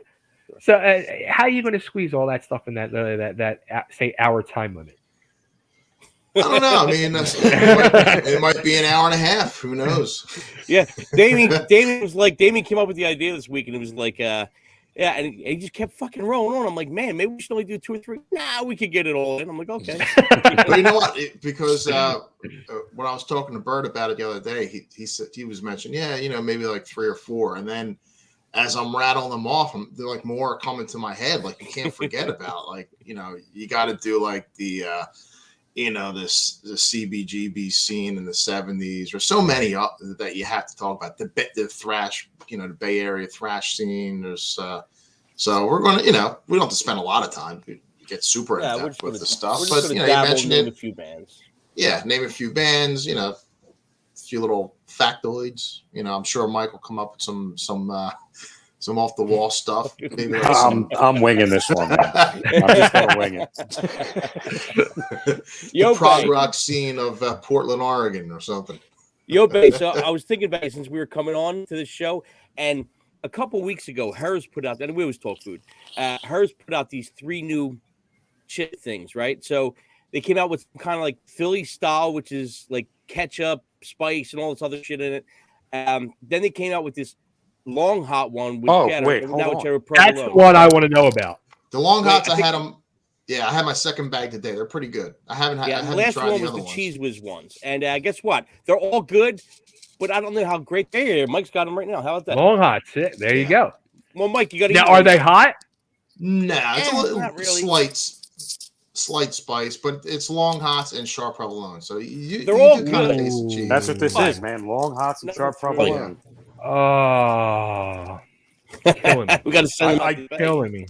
You don't get them down there, huh? I grabbed them, man. I'm like, oh, these look like they're going to be good. Yeah, some places you'll find like the basic Hers selection, but you're not going to find the Philly one. Isn't there a Wawa open up down there soon? 3 years. How can it be? 2025. The first one's going to open. They'll open one in Philly in 3 weeks. Down here, 3 years. I don't understand it. It's what's the point of mentioning it? I mean, 3 years. That's like that's like being a teenager with your first date and getting teased with a girl that you're going to get some, and then she says no. Wawa just did the ultimate tease. Yeah. Well, I mean, we don't really have a Wawa near us down here in South Philly. I mean, you know, we got one or two, but but one's in like Center City. Then you got like Delaware Avenue. It's like kind of like a pain in the ass to get to it. So it's like 7-Elevens are like they're easier. You know, they're kind of honestly. That's what they're opening here now. Yeah, 7-Eleven. They're opening 7-Eleven. Guess they what? didn't have 7-Eleven. They're starting to open them now. That's right. 7-Eleven's more. They beefed up though, man. They're better than they used to be. Yeah, I like 7-Eleven. I'm a 7-Eleven guy, and I love Royal it. Farms. We're on Bay's 100th episode, and we're the fucking Food Network. Look what I started. This stomach screams 7-Eleven. Somebody said to me that they're like, "Oh, I don't know what the big deal about Wawa is coming in Nashville. We have it's called Twice Daily. Twice Daily is like going to an Exxon." And it's just a basic convenience store. I said, do you have any idea what you're about to experience in 3 years? You have no clue. Yeah. I like, I think if I lived down there, I'd probably really want Wawa, but I go to it every day, and it's really like a bit overrated, I think. When you have it every day. Right, yeah. But, I mean, for you having down it, here, great. Yeah, down here, because there's nothing like that down here. Right. My tasty cakes, everything. My daughter who moved down here with me, she'll text me every day. I want Wawa. When is Wawa going to come? And then when they made the announcement, she was texting me, oh my God. 3 years, the countdown. Start the countdown now. Telling Put the clock up here. Yeah, my father-in-law, he sends me a text. He goes, Wawa's coming. I said, yeah, 2025. He's like, I could be fucking dead by then. Right. Yeah, it's a long time. It is. So, all right. So, MonteCarlo, what's it like now? You guys went from record, song, video, song. Now you guys are out there fucking playing shows like crazy. It's a whole new world great. for you. I mean, it's like a real band now. I mean, everyone contributes. Everyone has ideas. It's pretty awesome. That's cool. Yeah, feels good. We're getting some good gigs too. So again, July we're with Ted Poley. You know the dates. You know what date you take it. You know the dates better than I do. Yeah, July 15th. We're playing with Ted Poley from Danger at this really, really nice theater in Vineland, New Jersey called the Landis Theater. Mm-hmm. And then a couple weeks after that, we're playing at the your old stomping grounds, 2300 Arena, ECW Arena. This little festival called Masquerade. Yeah, which is it's going to be pretty cool. It's a lot of these festivals. They have the same bands. This one, it's sort of like the the bands that you don't see popping up on the festivals all the time. Like I don't know, Steven Adler's the headliner one night, but Killer Dwarves and Spread Eagle and bands like that. Yeah. So it is a killer lineup. I wish I was there for that one. Yeah, it should be fun. Yeah, and guess what? The promoter's really good. Brad Lee's really good. Brad Lee, yeah, he's awesome. Stuff out there, he's really, really good, man. Yeah. Yeah, I honestly, like when it was first announced a few months ago, I was shocked. I was like, I can't believe he's doing something like that in Philly, of all places. Yeah. Well, I actually ran into him Saturday, and he was saying that, that it's just, it's a perfect location, really, and I agree because it's right off of 95. It's very easy to get to. There's parking. Mm-hmm. I can drive free parking. Yeah, right. I mean, we could walk there if we want. For us, it's great. That's too funny. Well, I got to play this. I already played the video once, but I got to play it again because they asked me to play it when you guys come on because you might know these two. Hi there, it's Dawn and Mindy, and we are two girls and their alcohol. We want to congratulate Bay Ragni on his 100th episode of his podcast, The Bay Ragni Show. Cheers! I want to know how many. I want to know how many takes it took them to do that perfectly. That was very good. Mike D, did you see the Bravo. Kiss poster in the background? We're still mentioning Kiss, just so you know. Man, Mike even can't on get away other from people's podcasts, you're Even down. on different podcasts. Yeah. Yeah. On Bay's 100th episode, we're still mentioning Kiss. What are you going to do? Maybe Kiss will put up the right flag though next time. Who knows? Yeah, you see that? What happened now?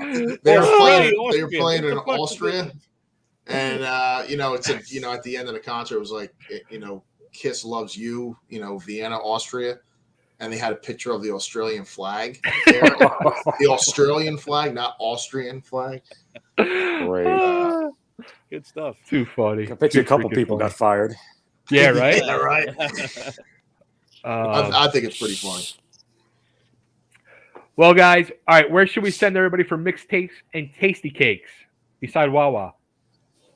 Bert Entertainment on YouTube.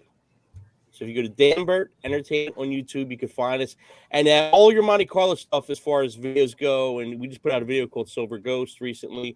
You can find all that. So anything me and Dame are involved in with Mike or whoever else that we're involved in with the guys in the band, it'll show up on that. That's the main umbrella.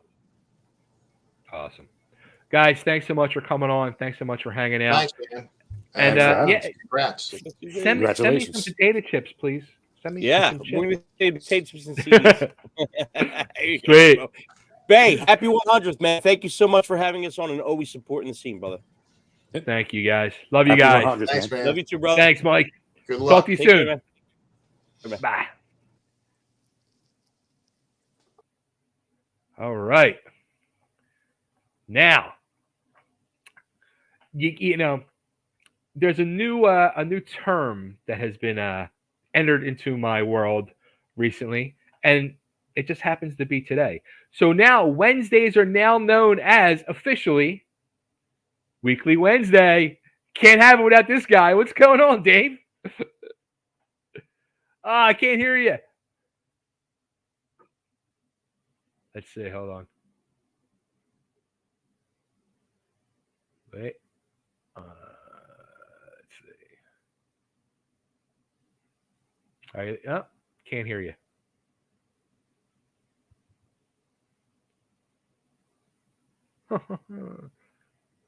Let me try this. Let me bring him off and bring him on. How about now? No.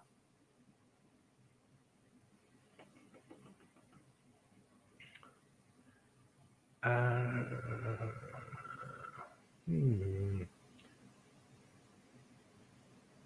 am confused. Can you hear me? Yeah, I can't hear you. I don't know what. Let me see.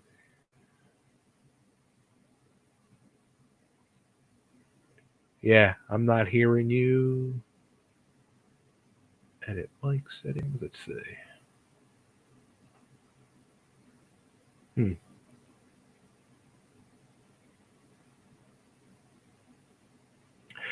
Maybe try going off and coming back on. See if that logic kicks something on.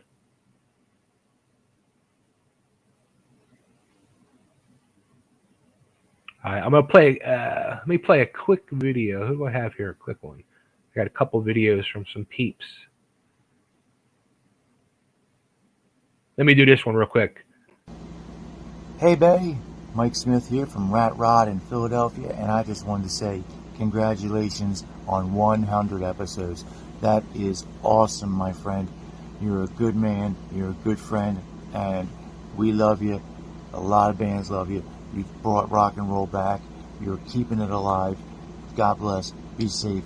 Keep it going. 1,000 more episodes. I can see it coming. God bless. All right. There's Mike from Rat Rod. Check them out. Rat Rod, they just put a new song out. Check them out, my boys. Let's see. Okay. How about now? There we go. Yes. Got it. What's going on? Weekly Wednesday. Yeah. It's like a religion now. What's that? It's like a religion now. Weekly Wednesday. Isn't that funny? It's freaking great. I love it. So what's going on, man? How you been? Good. It's going good. Going good. Still at it, man. Still going. Okay. I'm glad you said this because I was thinking to myself, I'm like, Dave's been doing this for a little while, for a minute. But I'm thinking, like, at this stage of the game of your musical career, are you probably at your busiest? I mean, because you're doing, you got Weakley. You and the TEEZE guys are doing a bunch of shows now. I know you guys are probably going to start doing some recording, and you're like recording with other people in their projects. Yeah, staying busy every night, pretty much. I do a lot of a lot of writing with other people, a lot of production. I help them finish the songs up, and I do a lot of recording for them. And still, with TEEZE, of course. Mm-hmm. TEEZE is going to be recording 3 tunes.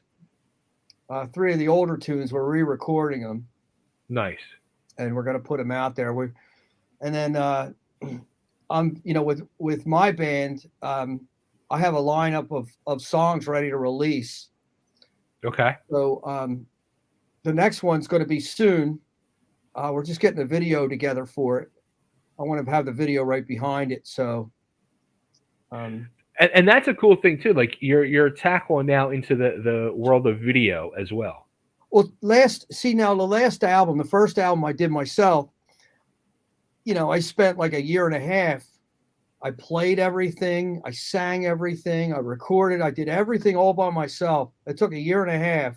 Wow. And I put it out there, and it's out there. There it is. And so I have a different strategy this time. So this time I have an album ready. Okay. Ready. And I put out a song here, a song there. So I put out one song so far, Straight Jacket. Mm-hmm. And then I'm gonna put out another one, and then another one, and then another one. I'm not gonna put the whole thing out at one time. So that way it stays fresh all year. And it's a culture, I think, that we're in where you make an album. Who's listening to the entire album? Who's digging into that? I think all the old people like us are the only ones that do that. So I think you're right. You're right. It's like, I see my stepdaughter, like she sits there on Spotify, and it drives me nuts. I sit there and I watch her, and she got all into the Smiths lately. So she'll listen to like the first verse or two and then go to the next song. And it's the same thing. And she just jumps from song to song to song, doesn't even listen to the full song. Yeah, my son, he has Spotify. What a crazy list he has. It's crazy. Is Dad on the list is what is the main question. Well, no, he not in front of me anyway. But he plays, everything from Peter, Paul, and Mary to, Iron Maiden, Muse. He's big into Muse. Really? So he plays the drums. So he's trying, he's learning all these songs on the drums. He's got a crazy taste. My daughter, she's more hip hop. Okay. So, that's okay. That's why you guys should be down here in Nashville. You got the whole you should be down here in Nashville with this whole crazy music scene down here. Yeah. We went to friend's house. The husband was the band leader for Kid Rock's house band at his place. Mm-hmm. He's got a 15-year-old son, a 13-year-old son, and a 9-year-old.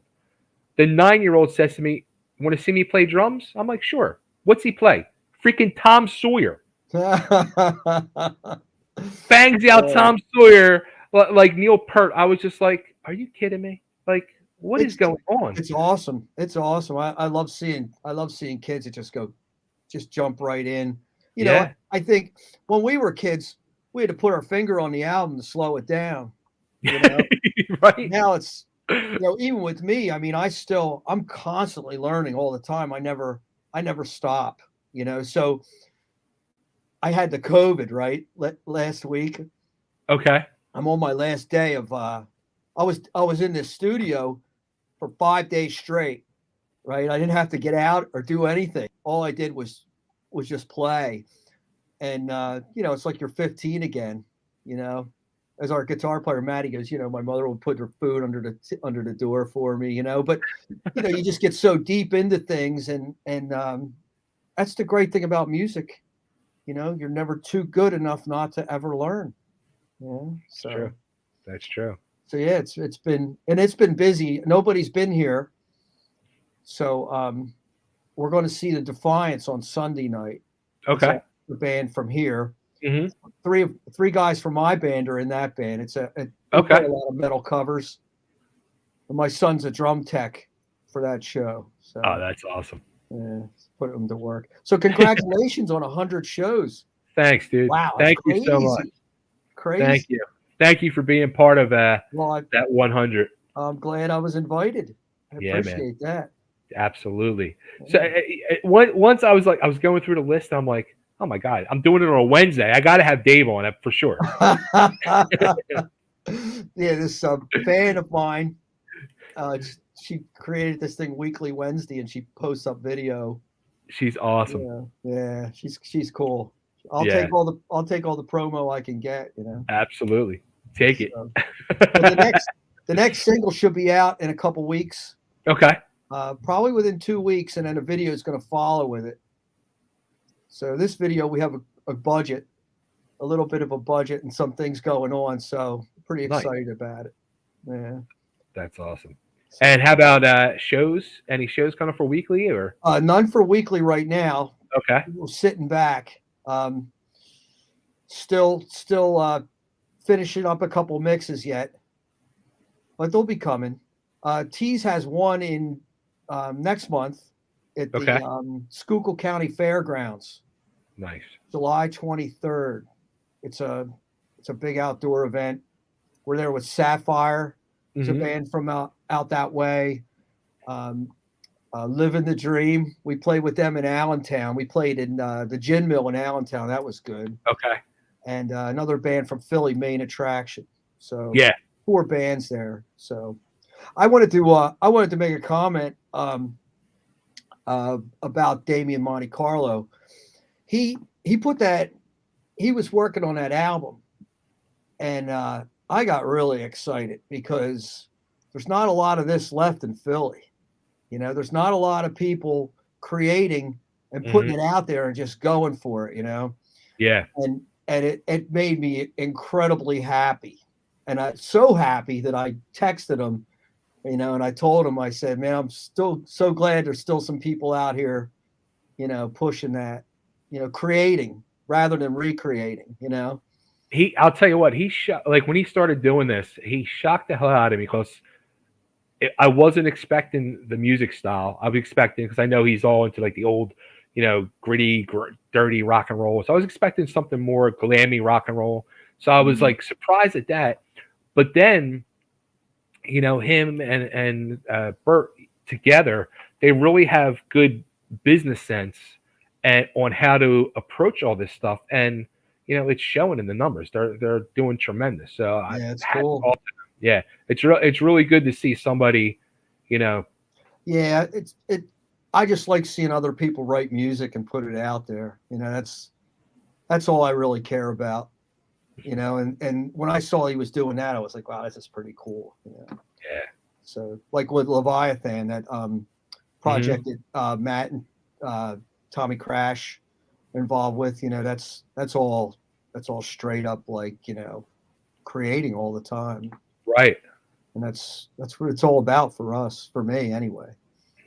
That's the cool thing now too. Like all you guys, you know, who are doing that, you're creating, but like, especially like you're not limiting it to yourself. You're reaching out to all your different friends from over the years in the music world, the music scene up there, and saying, hey, like, do you want to create? You want to do this? You want to do that? And they're doing the same thing back to you. They're hey, help us out with this. We just pass it all around. You know, we got, you know, like I said, 3 guys from my band are in this other band, you know. I work with Tommy Crash and Matt every once in a blue moon. I work with Rex with his band, Face Without Fear. I wrote some lyrics for him. So everybody's kind of, you know, like you're right. Everybody's kind of feeding off of each other, and they see if I know somebody can help with something, like I reach out to these people that I got a friend that I played with when I was a kid. Two of them. Okay. They're going to be on this. They're on the next album, this album now, and I wanted them on there because that's who I came up with. Yeah. And this one guy's really good, and the guitar player and the drummer, he's like a clock. So I got them to play on one of the songs, and it's pretty cool to pull your old friends in, and that is cool. Yeah, that's cool. And I got Matt. I mean, Matt's just great at the desk. Great at the board. He knows. Yeah. He helps me out a lot, and so that's awesome. We got a good team.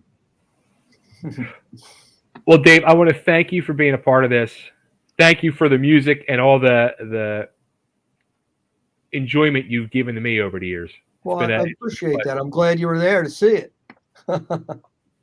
I am too. Maybe we'll see you in Nashville, right? I'll tell you what. Somebody's better come down here to Nashville, or I definitely got to get my ass up there to see a TEEZE Roughhouse show for sure. Yeah, I don't know if they'll be going to Nashville. I know we're at the Schuylkill County Fairgrounds on July 23rd. July 23rd, yeah. So big That's outdoor awesome. event. So cool. All right, Dave. Well, I will talk to you soon, and congrats on everything. Good luck, and keep making the music, man. Yeah, keep doing what you're doing, man. You take care. You too. I'll talk to you soon. See ya. All right, there he goes, Dave Weakley. It's Weekly Wednesday. Check out his solo band, Weakley, and then his longtime band, TEEZE or Roughhouse. You might know them as either or. And let me check this message over here.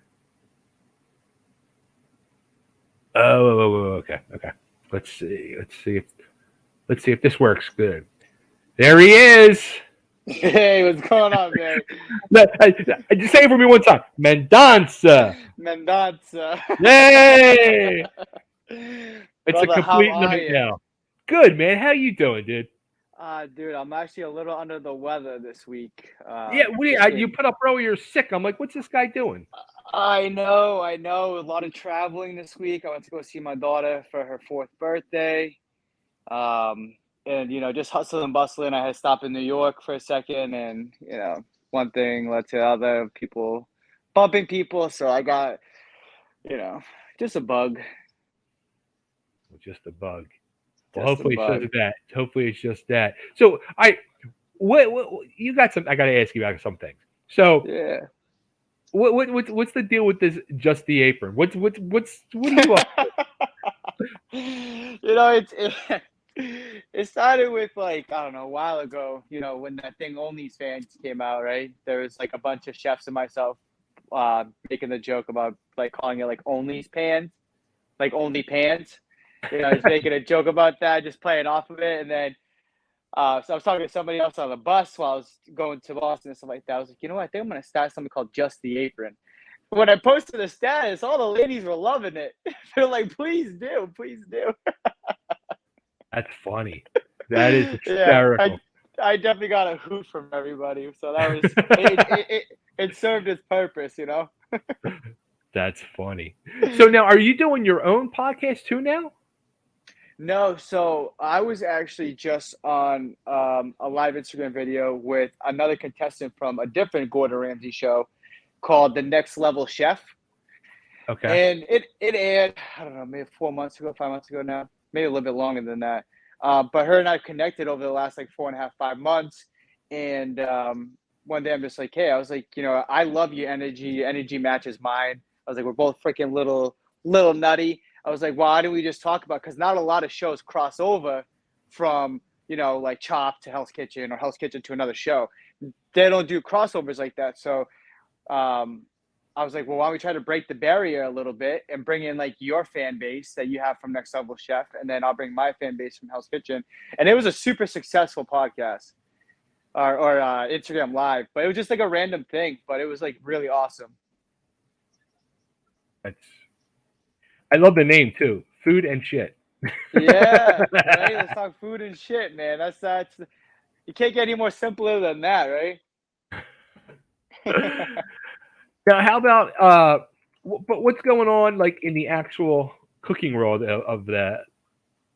I mean, you know, during our time, we were talking about how, you know, the show was so fast for both of us that was just kind of like a blink of an eye thing. But the opportunities, the people, and the situations that we've got to meet have been crazy. But I really haven't kept too much in the loop with any of the new contestants for Hell's Kitchen or anything like that. I haven't really talked to any of the other contestants in a while. Really? Either. Just, you know, life has been busy.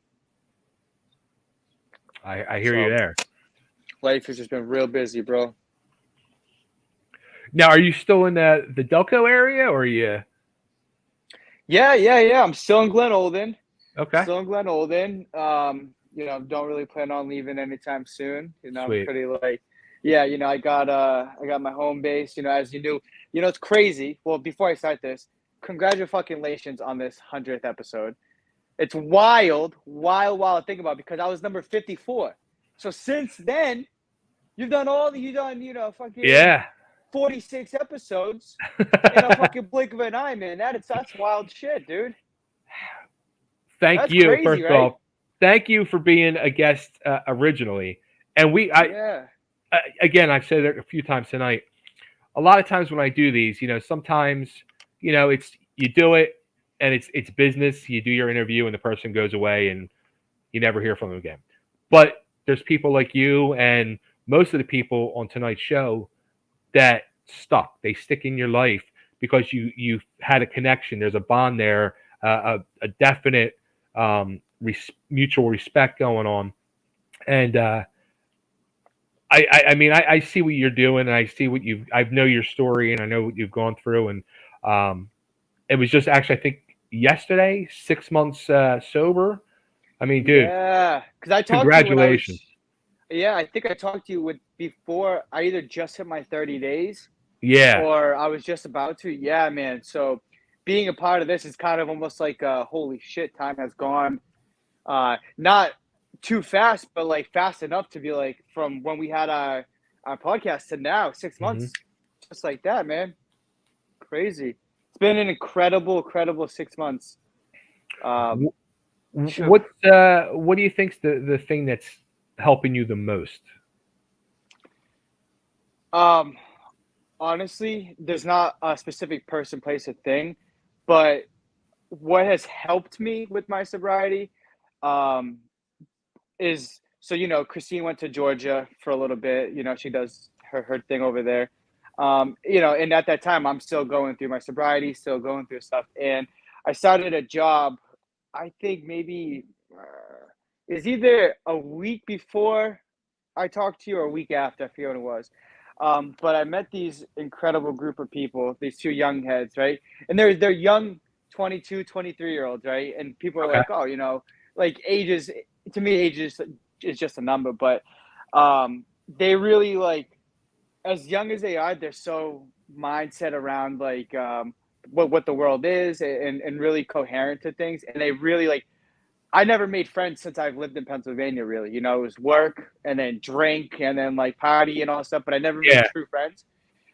So working with these young people, it was really like an honor because they really supported the sober journey. They didn't ask questions that triggered anything. They were just being like, hey, like, you know, we're here for you and all this stuff. And it was like, without like the people that I've met during my sobriety, especially these two specific people, Damian and Tyler, it would have been a lot harder to keep my sobriety.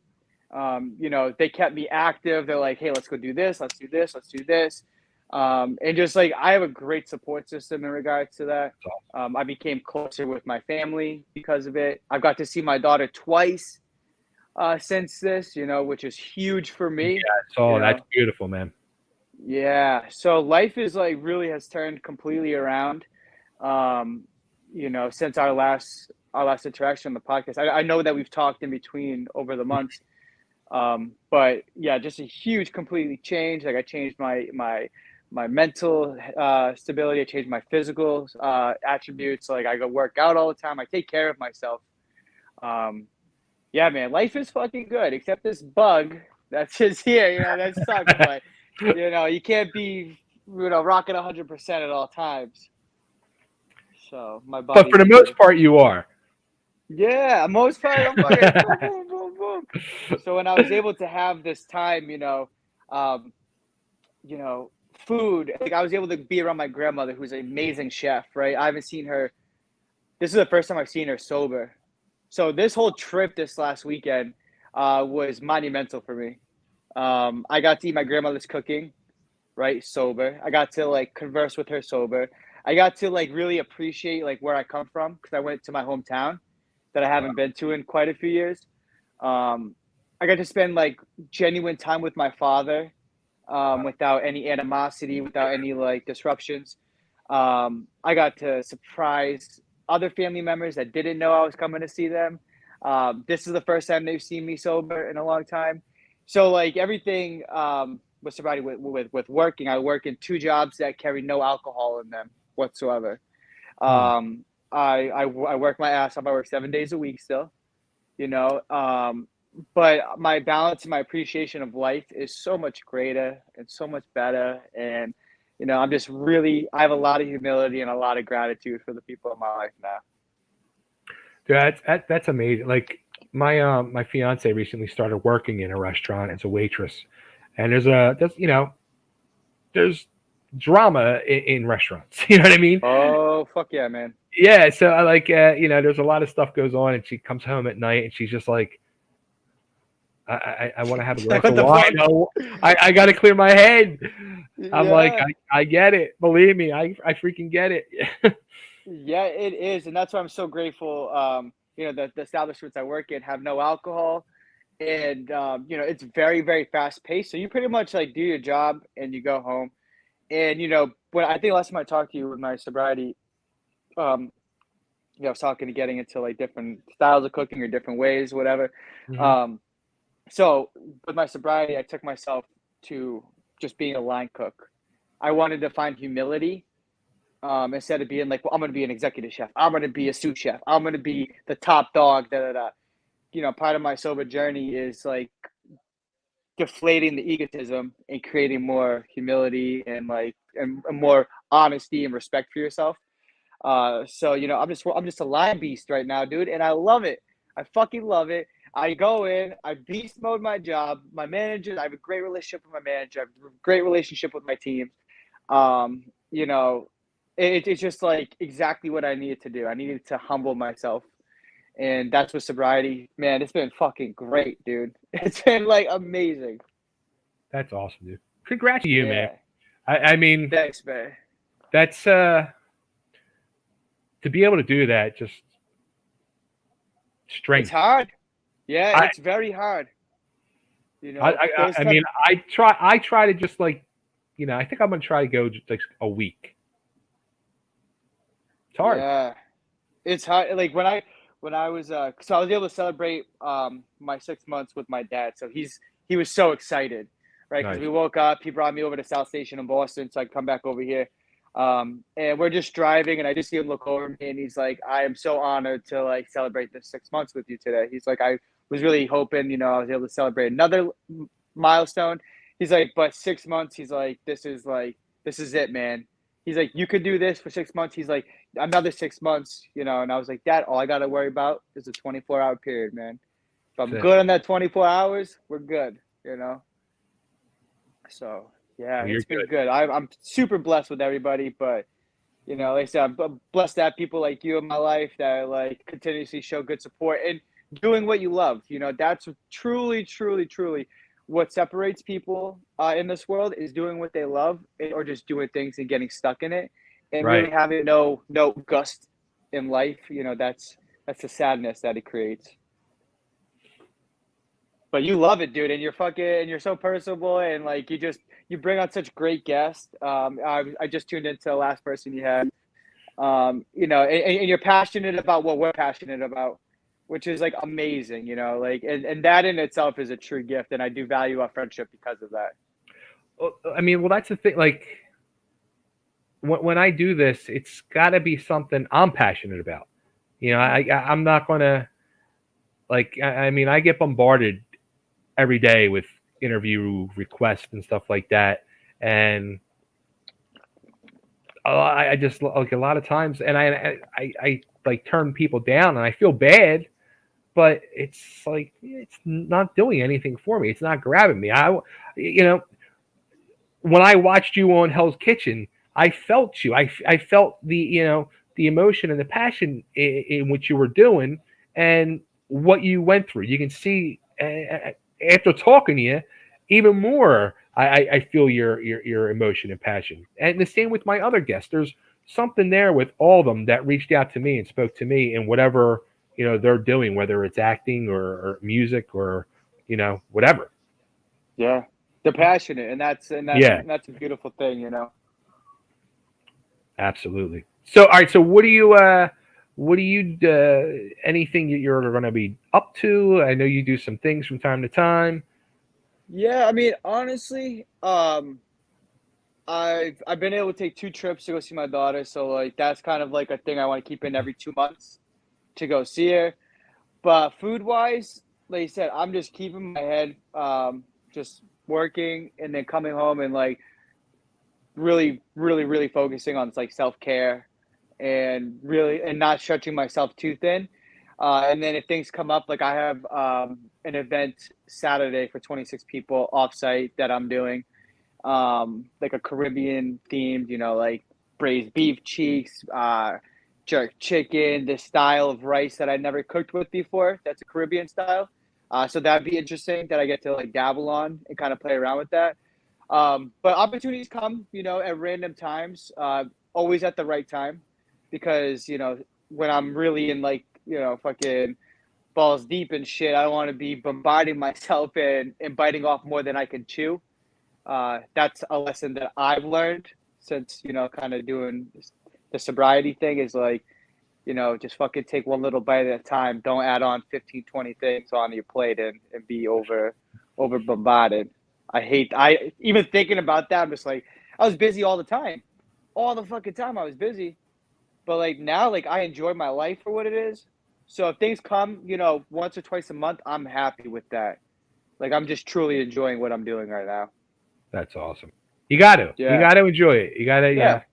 I literally, I was just saying this a couple hours ago. You got to stop and smell the roses. You really do. Yes, we cannot always be on a fast track to nowhere. Like we have to like really find the time to ground ourselves, know when it is enough, when it is too much, and how much you can carry, because the world becomes a heavy spot sometimes. And if we think that we can fucking carry it 24/7, we are definitely mistaken. So that's where I'm at. When things happen, I'm just like, yeah, absolutely, I can do this event. Or like, I'm so sorry, like I'm mentally checked out this week. I can't do this. Can we maybe like plan for something? And most of my clients will have like a positive response. With the kind of, oh, look, we got a visitor. I got a visitor. It was only a matter of time. I know. I was waiting. I was like, where's our little homie? But yeah, other than that, I mean, I don't have anything like exciting in the cooking world as of right now, but everything in my life is exciting. On a day-to-day basis, I'm just a lot to be happy for. Absolutely. Well, I want to thank you most of all for friendship. Yes, because you are truly a great person and an inspirational person. And thank you for being part of the first 99 and now number 100. I know, Bay. Again, congratulations, my friend. I know that there's so many more hundreds to come through. And, I can't wait to be a guest on the next time that something exciting comes through. And thank you for having me be here. But again, congratulations. And I know we'll talk soon.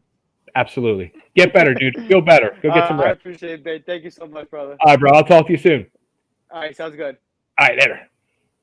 All right, there you go. Chef Chris from Hell's Kitchen. Great dude. Super inspirational. Let me, I got another video to play. I just got a video sent to me.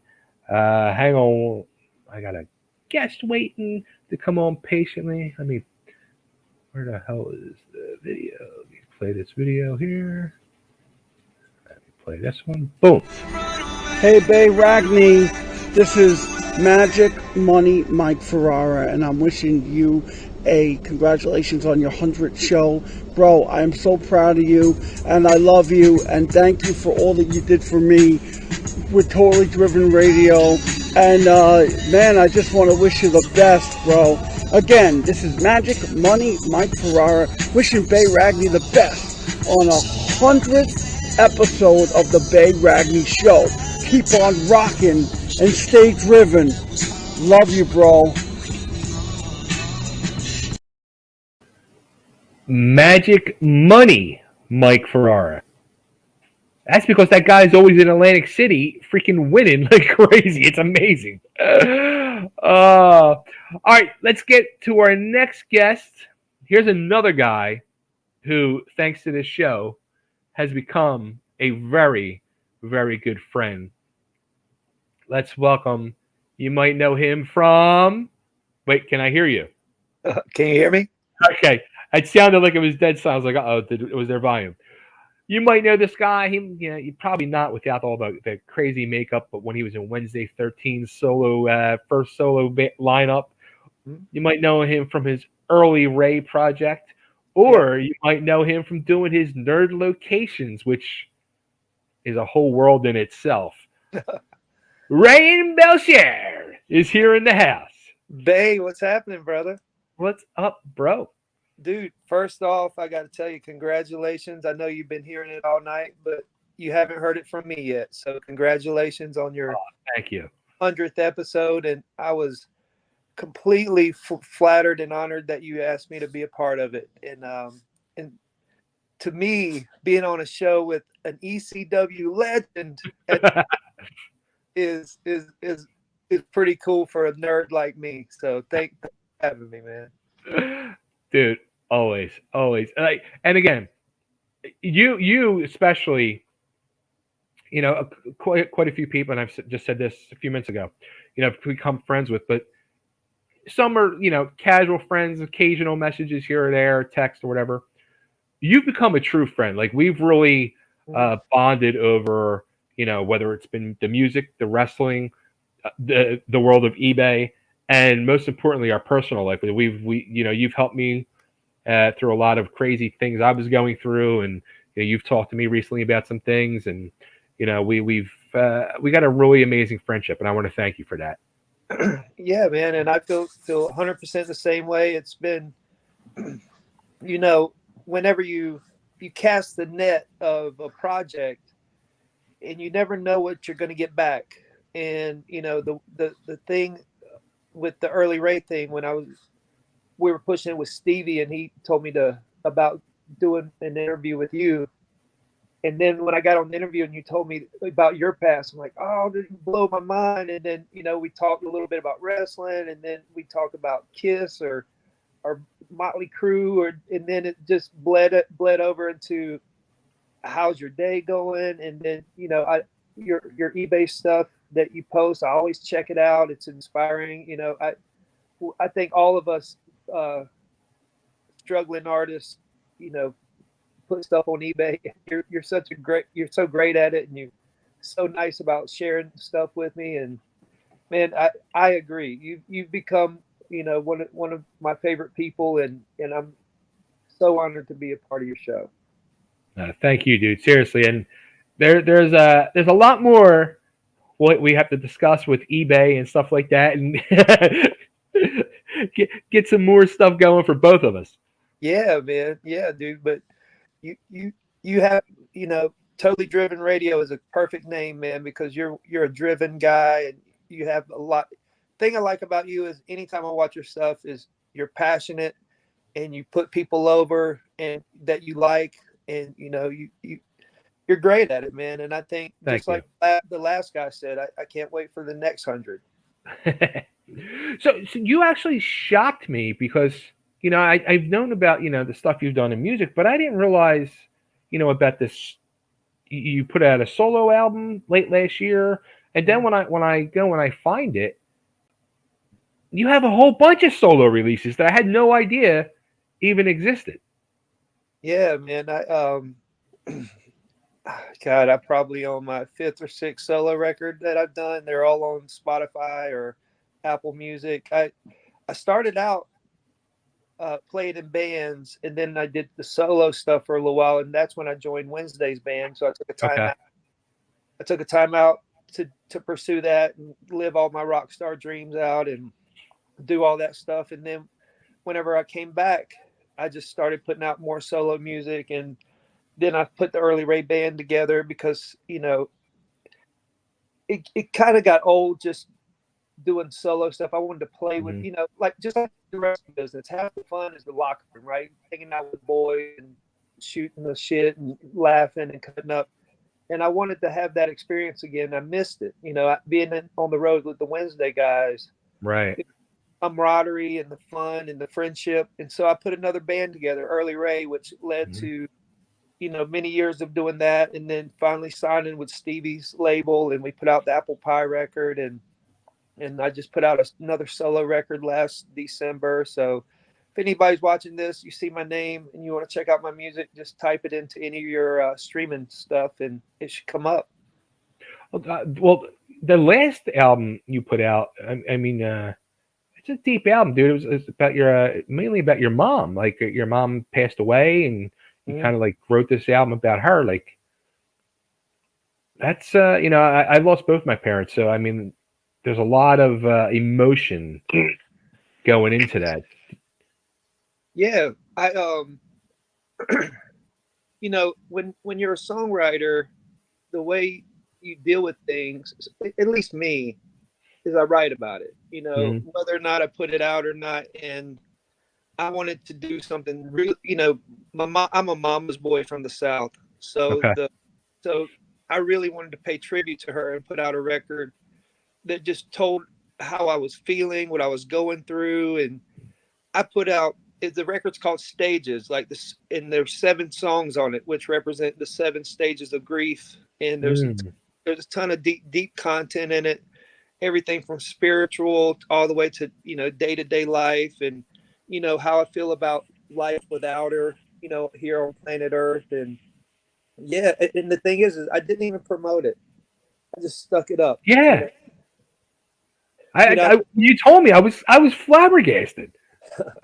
Yeah, I could, you know, there's several outlets that I could have reached out to and said, hey, can I get an interview? I want to promote this record. But, you know, I put that record out for me. You know, I literally released it on the year anniversary of her passing.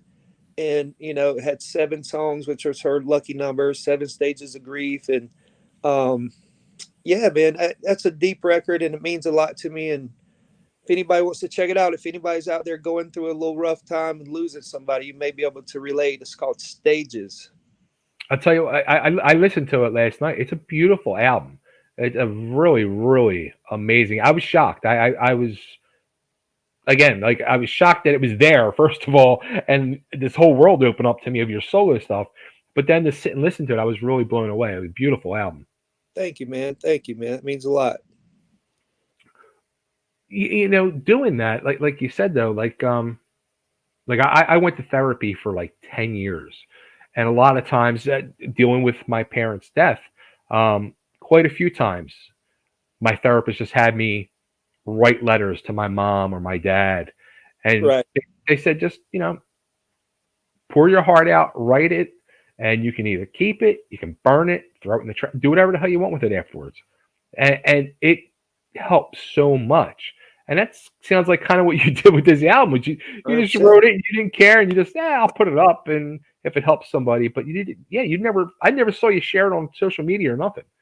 I made one post about it, and I left it alone. And it's a record that I've had people write me and go, I didn't know this was out. You know, this was blah, blah, blah. And then I had one fan write me, because it is pretty dark and deep. You know, I come from the South Carolina. My family's heritage goes back to, you know, Gullah, Geechee, Cajun, kind of that like odd half voodoo, half God thing. And, you know, we had some pretty deep stuff that, you know, around my family. And I put it all on the record, you know, from everything that from, you know, spiritual feelings about losing my mom, you know, and hoping to reunite someday, all the way to here's how I feel like, you know, there's a song on there called I Feel the Devil's Coming for Me. And man, ever since she's been gone, if anybody's lost their mother, you can feel that, you know, that feeling of, man, I'm out here all alone. You know, my guardian angel is no longer, you know, hanging on my shoulder. And, you know, you feel those things creep up on you. At least I did, you know, since I lost her, it's just been like, it was like one thing after another. But the record, it was for me, you know, I had somebody write me who was a fan, and it was like, why didn't you talk about this record? And I'm like, well, you know, it just is what it is. If you like it, you like it. And he goes, well, it just feels like you wrote it for yourself. And I wrote him back and I said, you got it exactly right. Bingo. Yeah. And he kind of was like, well, it kind of felt a little bit like he was kind of upset about it.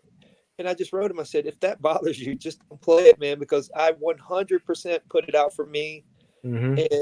And I believe, and this is kind of kooky, right? I get this, but I believe music finds people when it needs to find people. Have you ever come across like a song that just found you in the right time, the right moment? And I feel like this record's kind of like that. I feel like it's going to find the people that it needs to find when it needs to find them. You know, I have people write me who, from everything that I've done with Wednesday, Bourbon Crow, my solo music, Early Ray. You know, I just had somebody write me a couple weeks ago. Was like, hey, I want to use your song Fried Pickles for my first dance at my wedding. Is that okay? And I'm like, of course. That's great. And that song is 10 years old, you know, and it just happened to find these people. And that record, I think, is going to find a couple of people, but I made no bones about it being a personal record that I did for me. And, you know, I didn't promote it, you know, and that was the telltale sign that this is an expression. This is artistic expression. It's like a graffiti artist goes and expresses itself and paints a mural, you know, and you know, they don't go do interviews or anything. They just let it live. And if you see it and like it, you like it. If you don't, keep driving, you know. Well, you did amazing, dude. Seriously. Amazing job. Nerd Locations. What's going on there? Let's get that in there. Well, for anybody who doesn't know, ever since 1985, I think, Back to the Future came out. If you remember the scene where Marty McFly came out of the Burger King at the beginning, I was obsessed with figuring out where that Burger King was. And it started this pop culture hobby that, like, you know, when you're touring around the country and you're touring around the world, that you will always hear musicians say, well, the best time I'm playing, the other 22 hours of the day suck. You know, it just is, you know, but I would find ways to kill time. We'd be in Cleveland and I'd look up what was filmed here, all the Christmas Story. And I'd go to the house and take photos, and I had all these photos for so many years, and I just started an Instagram page called Nerd Locations. If anybody's watching who wants to check it out, and I just pose in the photos. I just kind of take half a picture of half my head in the location and show you what it looks like now, and then I'll show you a picture of what it used to look like. And I actually just started vlogging because the hobby's kind of gravitated towards more where people could watch the content. So I started a blog, Nerd Locations on YouTube, and I just put out my blog. And then you'll appreciate this, the luck of the Irish, right? So I get going on my vlogs. I go to New York, I film a new vlog, and then my laptop goes out. So I send it in for repair just when I get a little momentum going. But I'm getting it back tomorrow. But sweet. But yeah, it's just pop culture stuff. So if you're like, hey, I wonder what the guy from The Sopranos house looks like today, probably have a picture of it on my page, you know. Nice. Well, Rayen, I want to thank you for being part of this. Again, thank you most of all for your friendship, and I'm sure we'll talk over the next couple of days and catch up on some more stuff. Absolutely, man. Absolutely. All right, so check out Nerd Locations on Instagram and go to Spotify, look up his name, and check out that amazing album, that he wrote for his mom. And everybody, I got to put Bay over. If you don't know Bay's history, go down that rabbit hole. Yes, because he's one of the original Dudley boys, and I'm a big fan. So thank you, Bay, for having me, man. I appreciate it. Thank you, bro. I'll talk to you soon. All right, buddy. Talk to you later. Bye. All right, we got one more guest. We're going to wrap up. But real quick, I just got this video sent, and I think it's perfect timing and fitting because we have the whole Upper Darby connection going on. So here's from my good brother Bay. I want to wish you a great, happy 100th episode. You're my brother since 7th grade for life. And it's always a pleasure coming on your show. Always a pleasure talking to you because you're not just Bay from the Bay Ragni Show. You're my brother. You're my friend from Delco. And I wish you the best. Keep driven. Stay driven. See you, brother. Chris Kelly from Dancing on Air fame and a true brother, true friend. I love you, Chris. Talk to you very soon. It's been too long. We got to talk. All right, here he is. And we are saving the best for last because this guy put out, in my opinion, the best book of the year, and people need to go get it. Mike Smith from the Balcony, the legendary Balcony, and his book, My View from the Balcony. Mike, how have you been? Okay, how are you doing? I'm doing great. So I'll tell you what, again, like, as I was scrolling through the first 99 episodes, I was like, oh my God, Mike, I got to get Mike on here. Well, happy 100th anniversary here. This is really cool.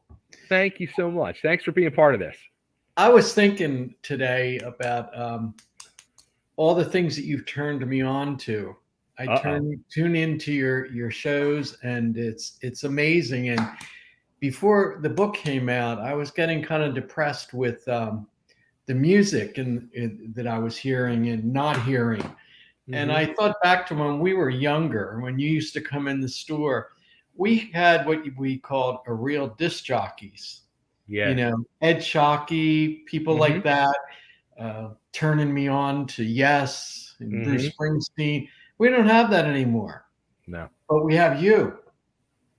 And I really thought about it. I thought, wow, you know, and even tonight when I was listening to the actress, I wrote down the list of her movies because I've never heard of her before. And I thought, this is cool. I'm telling you, you have to watch the movies. Lost Heart is the first one that I saw. That's how I interviewed her. It starts out so deep and intense, and you're like, whoa. And then it gets a little funny and quirky and goofy, but it's I'm telling you, I was crying during it. Wow. Yeah, well, I got to pick up some of her stuff. I'm really interested, but really, I really appreciate getting to know you, seeing all the stuff you do. I know nothing about wrestling, and I keep hearing the compliments. I thought, well, maybe I'll have to look into this. But as far as the music and the arts, and I love it, and you've done a great job. I appreciate it. Well, I'm out of the wrestling world. I don't watch that stuff no more either. So I'm all about the music. Always have been. You know that. And yeah, TV and movies. That's where my heart is now. That's cool. Well, I appreciate you did. Thank you. But what's going on with you and any news with the book? Anything you're up to with it, or? Well, we've gotten we have a new review coming out. I really can't tell you what magazine it's in, but it's like a 2-page review, and it's supposed to be in the August edition coming out. When it comes out, I'll send you a copy. Oh. But when this guy, he wrote it and he sent it to me, and I read it and I thought, wow, I have to read this book. He made it sound so good. I was like, and I did. I sat down and I reread my own book because, all the great things he said about it. And it's encouraging me to continue writing. And a lot of people have asked for a sequel. And I've been working on it and trying to tie things in. And after reading it myself, I realized there's a lot of stuff I left out. A lot of stuff. And after it came out, so many people have contacted me because in the book, we encourage people to email or even go to the website. And so many of them wrote to me telling me stories I forgot and telling me about people that, so I thought, okay, I got to go back and revisit it a bit and see what I can do. So between this article coming out, he encouraged me, and then with everybody writing and whatever, and the book's doing very well. We are selling in 37 states. That's amazing. I mean, it's selling in South Dakota Bay. I mean, like who in South Dakota is reading about in the balcony? Yeah. And the one editor said to me, because I'm freaking out on some of it. And the one editor says to me, he says, and he's like condescending. He says, Upper Darby's not the only place that had a head shop. Other places have had it, and people can relate to the story, and the dynamics of it. So it's very cool. The crazy thing is, though, the balcony with the book, the balcony is kind of just like at times just the background, because your life story was so I was a kid at the time, but I had no idea any of that stuff you had gone through in your life, and it was like, wow, amazing. And like I said to you when we had the first interview, it needs to be made into a Netflix series or something. It's an amazing story. You've had an amazing, a roller coaster life, Mike, and that was only the first half. Well, I feel everybody has a story. Everybody, we either carry stuff, even some of the people you just interviewed.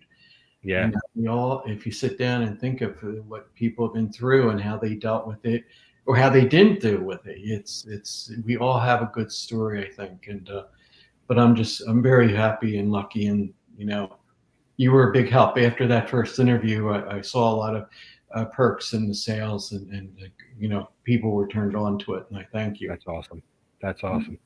Yeah, I will promote and plug and praise that book for the rest of my life. Well, thank you. God bless. And I hope there is a sequel. All right, you'll be the first. Awesome. Mike, where's the best place for everybody to go to get the book? Still the website, myviewfromthebalcony.com, or? Yeah, we're having a sale right now. You get a T-shirt and a book for, I think it's $18. So it's well worth it. Yeah, please. And I sign them. When you go to that site, I autograph them in case that means anything to anybody. Sure, absolutely. Cool. So, Mike, I hope you have 100 more. Absolutely, that's the plan. Yeah. At least I hope. Fingers crossed. Super. Well, thanks, Mike, for being part of this, and most of all, seriously, thank you for being part of my life. I mean, you were an important part of my teenage years every day. So you helped shape the course of my life, and many memories that I'll never forget, and always piece of my heart is with you in the balcony. Well, who knew years ago, seeing this kid come into the store buying bootlegs and who knew I'd be talking to you on your show? That's life's wonderful. It's great. I still have those bootlegs. It's great. That's too funny. Well, don't forget me. I want to be on the 50th and the 25th and some more 125th show. You're on them. You're always on them. Mike, thank you so much. And My View from the Balcony. Everybody go there. $18, the best $18 you'll spend. The only way it can get better is if there's a cheesesteak involved. There you go. Go for that. I got to get out of here. I got to go pick my wife up. We'll go. Have fun. Thank you very much. Mike, have a great night. Thank you for everything. You're welcome. Take care, buddy. Bye-bye. Bye-bye. All right, we thank you so much. I got to thank everybody. Thank you, all my guests. Thank you, everybody that sent in videos. Thank you, people that sent me messages. Best message, though, I did get today. I got to thank you so much to my cousin, Booby. I love you. I fucking miss you so much. You're the best. You brought tears to my eyes with your message today. I love you. I love everybody. And stay tuned. Announcements coming tomorrow. For shows booked next week. I teased something earlier, a little Stranger Things coming next week. Stay tuned. Subscribe, ring the bell on YouTube. Love you all. Talk to you soon. I got to get out of here. Later.